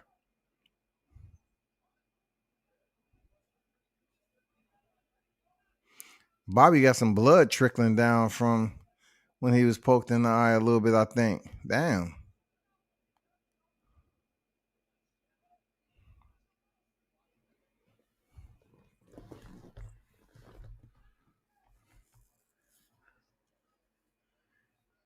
It just seems like Nasrat is just a little bit off the mark with his timing. Because Bobby's so quick with it.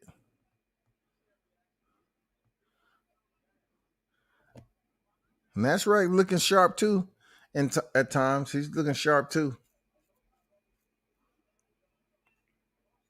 Good defense.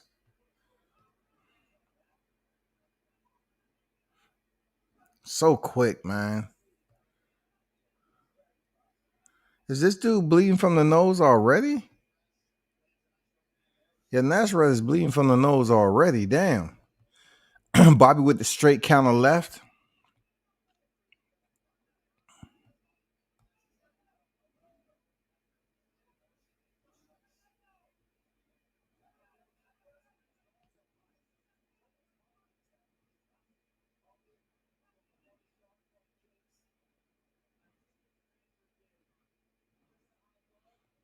Bobby's leaning forward a little bit too. Hopefully he don't get caught with it.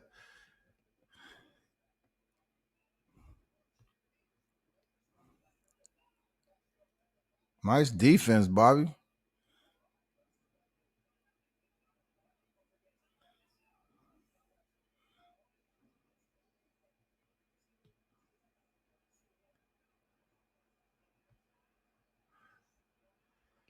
Bobby's talking mad trash to this dude. 110 remained in the first round. 1 eye poke per fighter.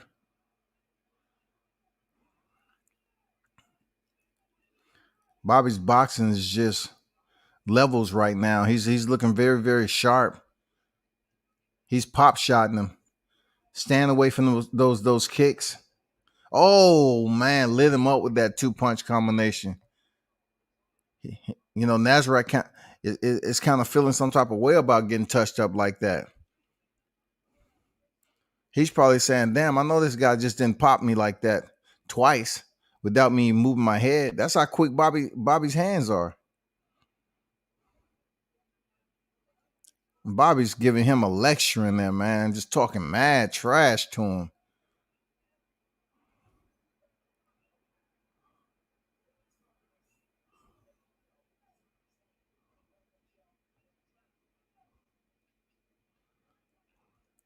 Nine seconds.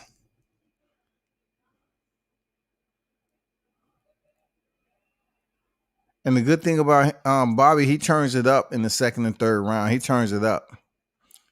Oh, they come face to face when the bell ring. He has old boy blooded up already.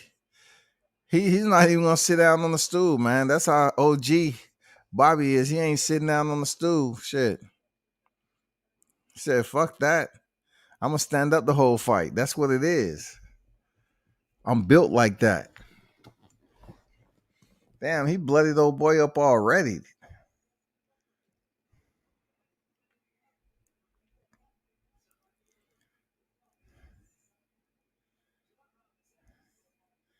Oh, straight left hand right through the damn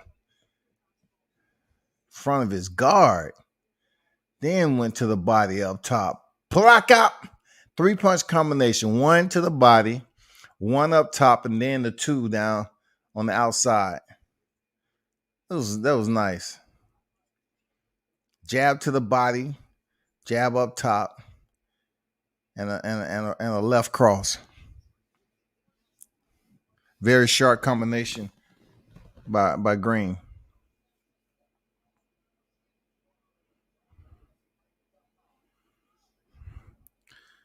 One thing about Nasrat, he has a high guard and he's just trying to walk, but the front of his guard is just open. Like, dude, he's just punching you right in your nose with a high guard up. Like, if Green doesn't come in any closer, you're gonna continue to stay with a high guard so you don't get hit with anything. He's busting them up, y'all. He's busting this dude up. He has a high guard, dog. I mean, it's the dumbest shit ever. Like, he's walking into firing range of Bobby, not letting his hands go with a high guard, and he's beginning to look like Lamont Peterson.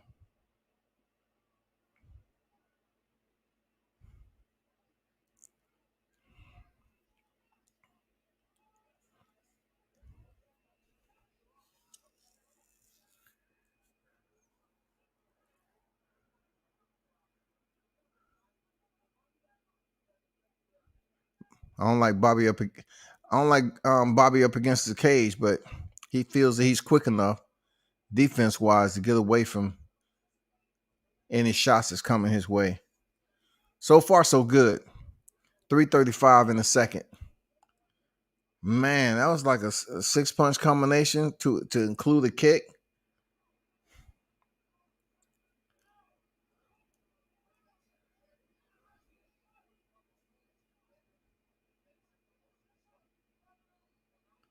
Bobby's already went to the left twice on defense, so let's see what's going to happen. See if he's going to fake him and try to get him to dip in to a right high kick.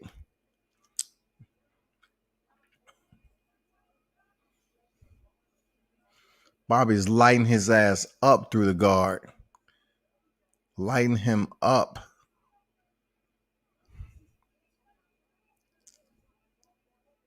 Whoo. Bobby's defense is hands down. Just going all off what he sees, man. His reaction time. Hands are down, ain't blocking shit with his damn arms. Nothing. If he gets hit clean, if he goes in there with an opponent that can really bang and touch his chin, it'll be interesting. Because his defense is reckless, to say the least. But his hands are tyrants, for real. 1-2 down the middle for Green. Man, his boxing, his hands are quick. Jesus Christ.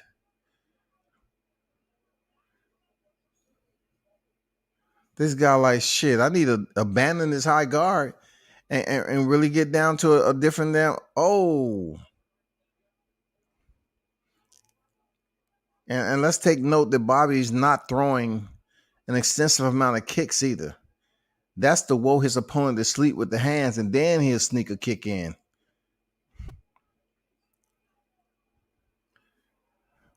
$130 remain. This fight is going fast because it's action. Oh, damn, he lit him up with a 6-punch combo. Oh, my God.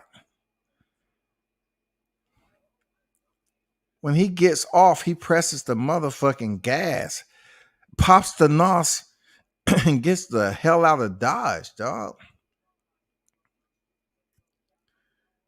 This guy's just a step off, man. Too slow. Bobby says levels to this shit.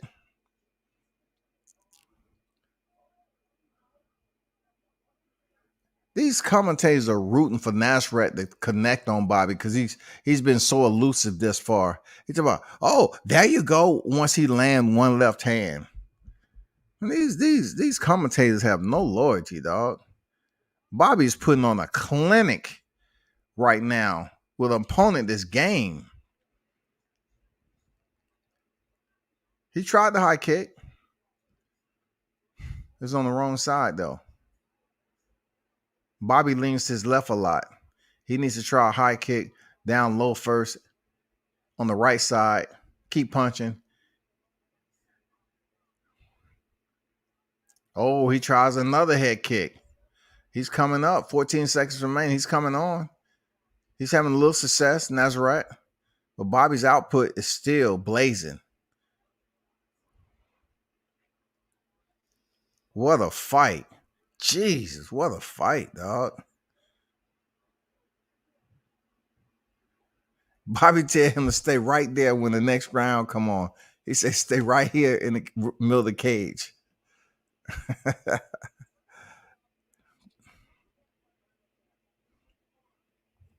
3 jabs. Tripling up on the jab, man.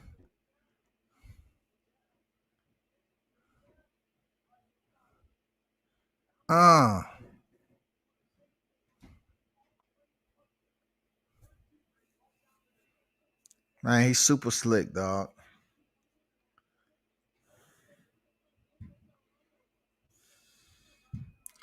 Been absolute no takedown defense. No clinching. It's been pretty much a stand-up striking affair. Brutal encounters. That's where we at right now. Third and final round already. This fight went by very, very quick. Very entertaining fight.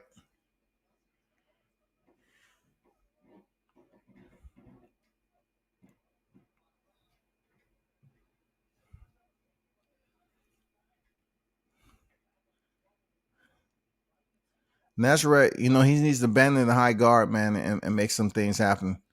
Oh, nice low kick. Bobby caught it. He got out of it, though. He's really catching those kicks. But if he tried the kick, next time he needs to go up high on Bobby's left side and see how it works out for him. Nice left hand he clipped Bobby with.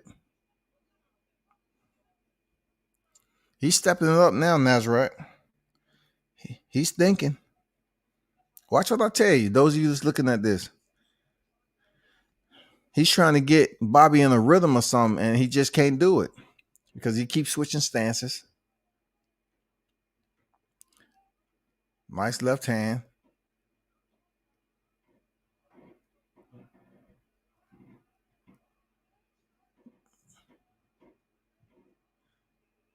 Bobby's touching him up. He heard him. Dang, man, his boxing is so sharp, dog. I tell people, is anybody that can transfer over to boxing for an exhibition? This who you want right here, Bobby Green, man. He'll be entertaining, talking trash, all that shit. This who Tyrone Woodley should have went when and got boxing lessons from. Shit.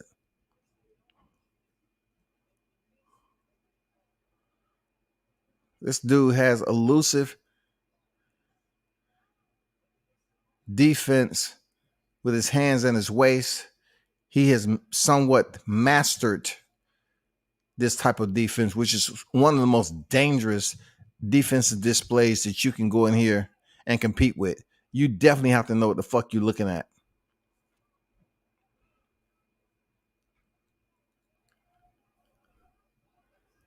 The guy's swinging for the fence. 255 remaining in the fight. Ooh, shit. Full extension on those.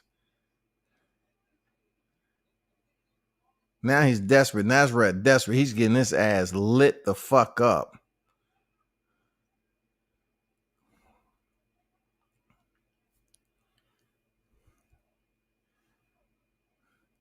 When they say let it be light, Nasrat wasn't thinking about the light that he's seeing when goddamn them punches coming in and bounce off his face.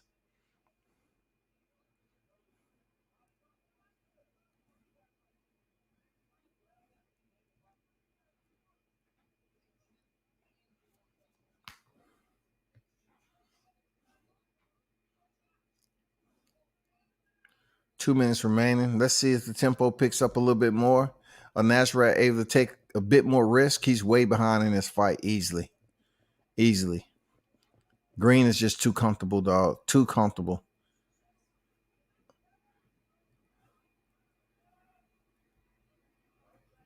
Green parried the punch, parried the kick, and then punched old boy in the face.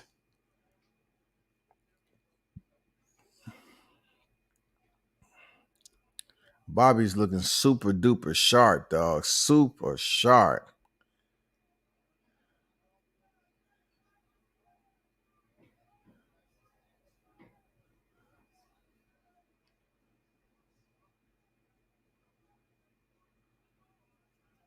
$114 remaining.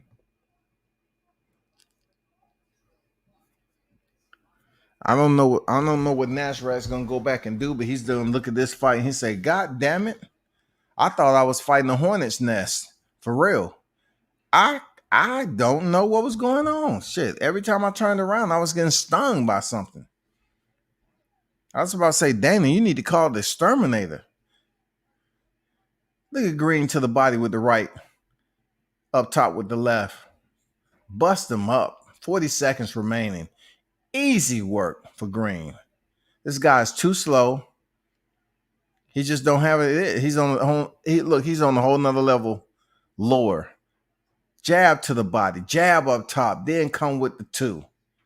Shit, he's practicing on this dude. This dude is trying to sit down on his punches like you playing a game or something.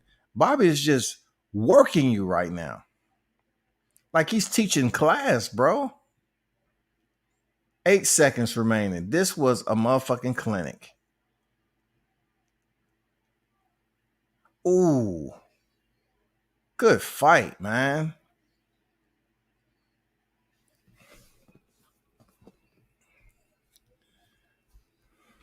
That's the one fighter I definitely want to interview.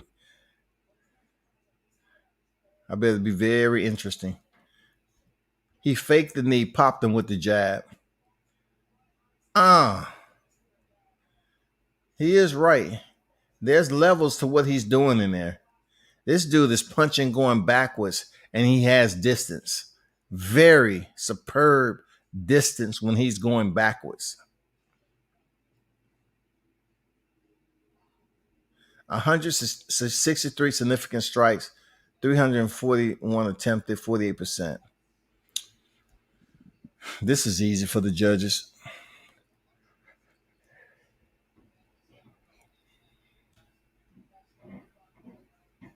I think we only one fight before we get the gorilla. And no, I didn't call a brother gorilla. That's his damn alias. So don't be trying to Joe Rogan me, goddammit. Jared Cannonier is the gorilla.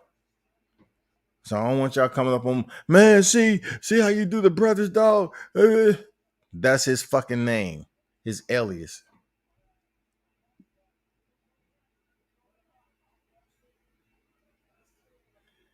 The fight is on TV. It's on the app. Go to ESPN app. Don't ask me for the link either. I don't know what you're asking me, so I would say subscribe to ESPN. Let me see what they say.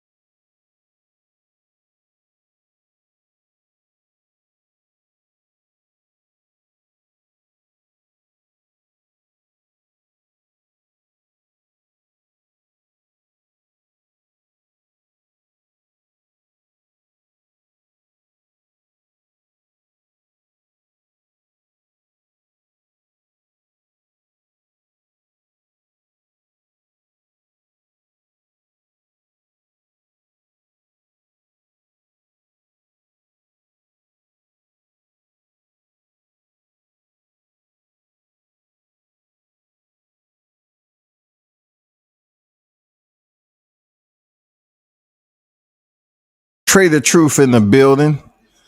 Y'all know who it is. Houston's own Trader Truth. Kevin Holland.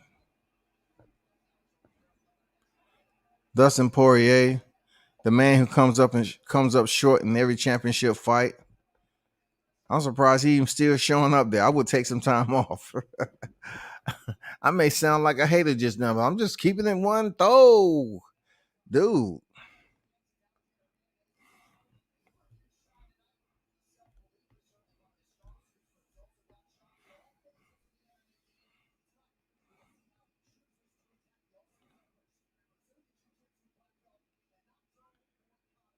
Moicano, man. This dude is nice. Moicano is nice with the mat game. The muddy flats.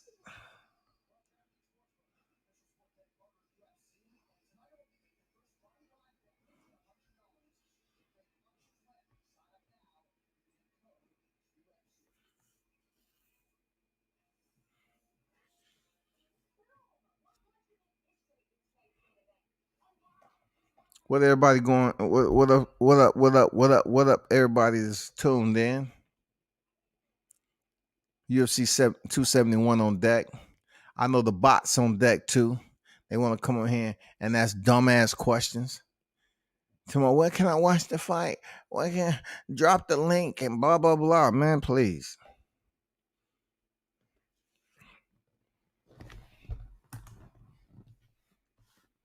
UFC is real strict on that shit.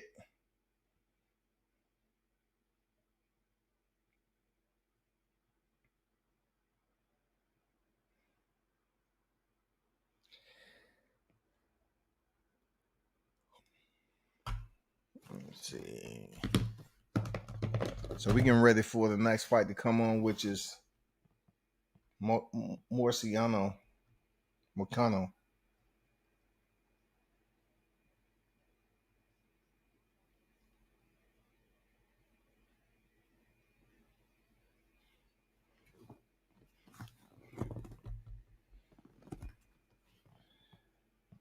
Wishing upon a star.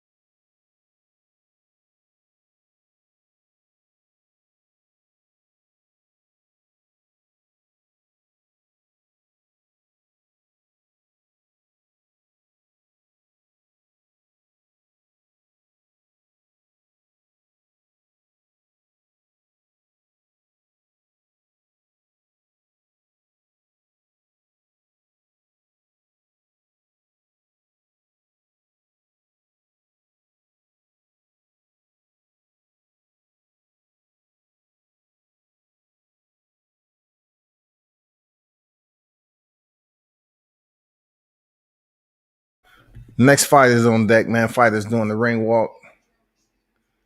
Like that body ink, though. That's pretty tight. I know it had to do with some type of, it seemed like some type of tribal tattoo. I'm not sure what it is, but.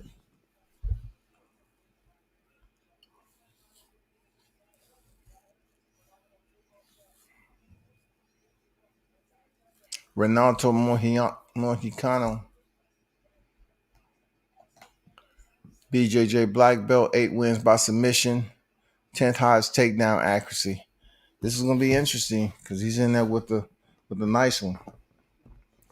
Look at this cauliflower ear. He's been getting in and out of those submission holes, boy, for a while.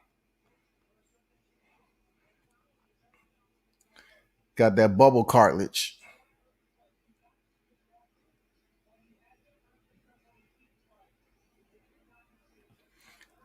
The one way how to stop a BJJ guy who always seeking or searching for takedowns is to get his timing down or land that knee,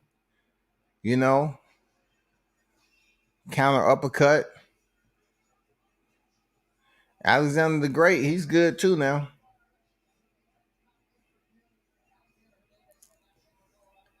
Alexander the Great Hernandez.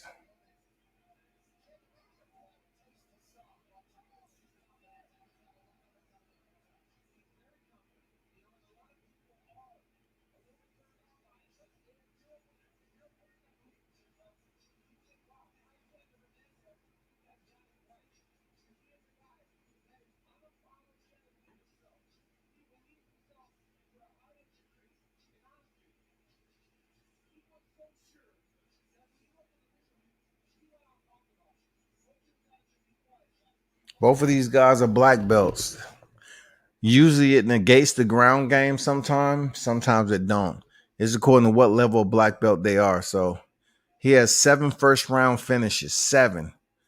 Finished 8 of 13 wins. 6 knockouts. So these 2 BJJ black belts contending.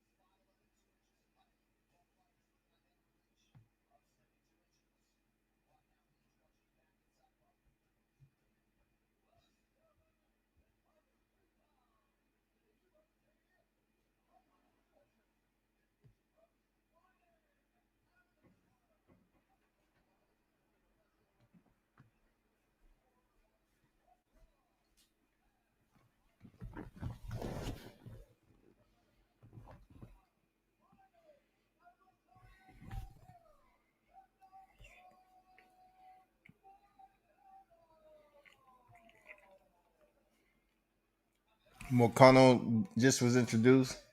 Now they have Alexander Hernandez.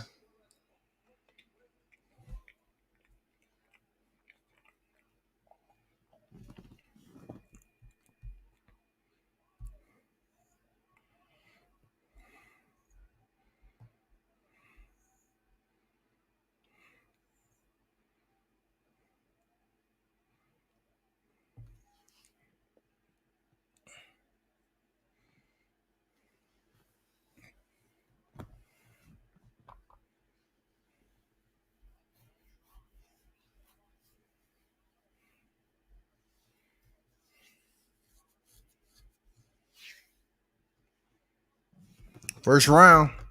Let's get it. Moicano with the damn outside leg kick returned by Hernandez. You know, both BJJ black belts, of course, is starting the fight, standing up just to set up the takedown because it's coming. It's coming. Both of them trying to say, you know what, who's been working on their hands the best? We both BJJ black belts. Where your boxing at, though? Where's your stand-up game?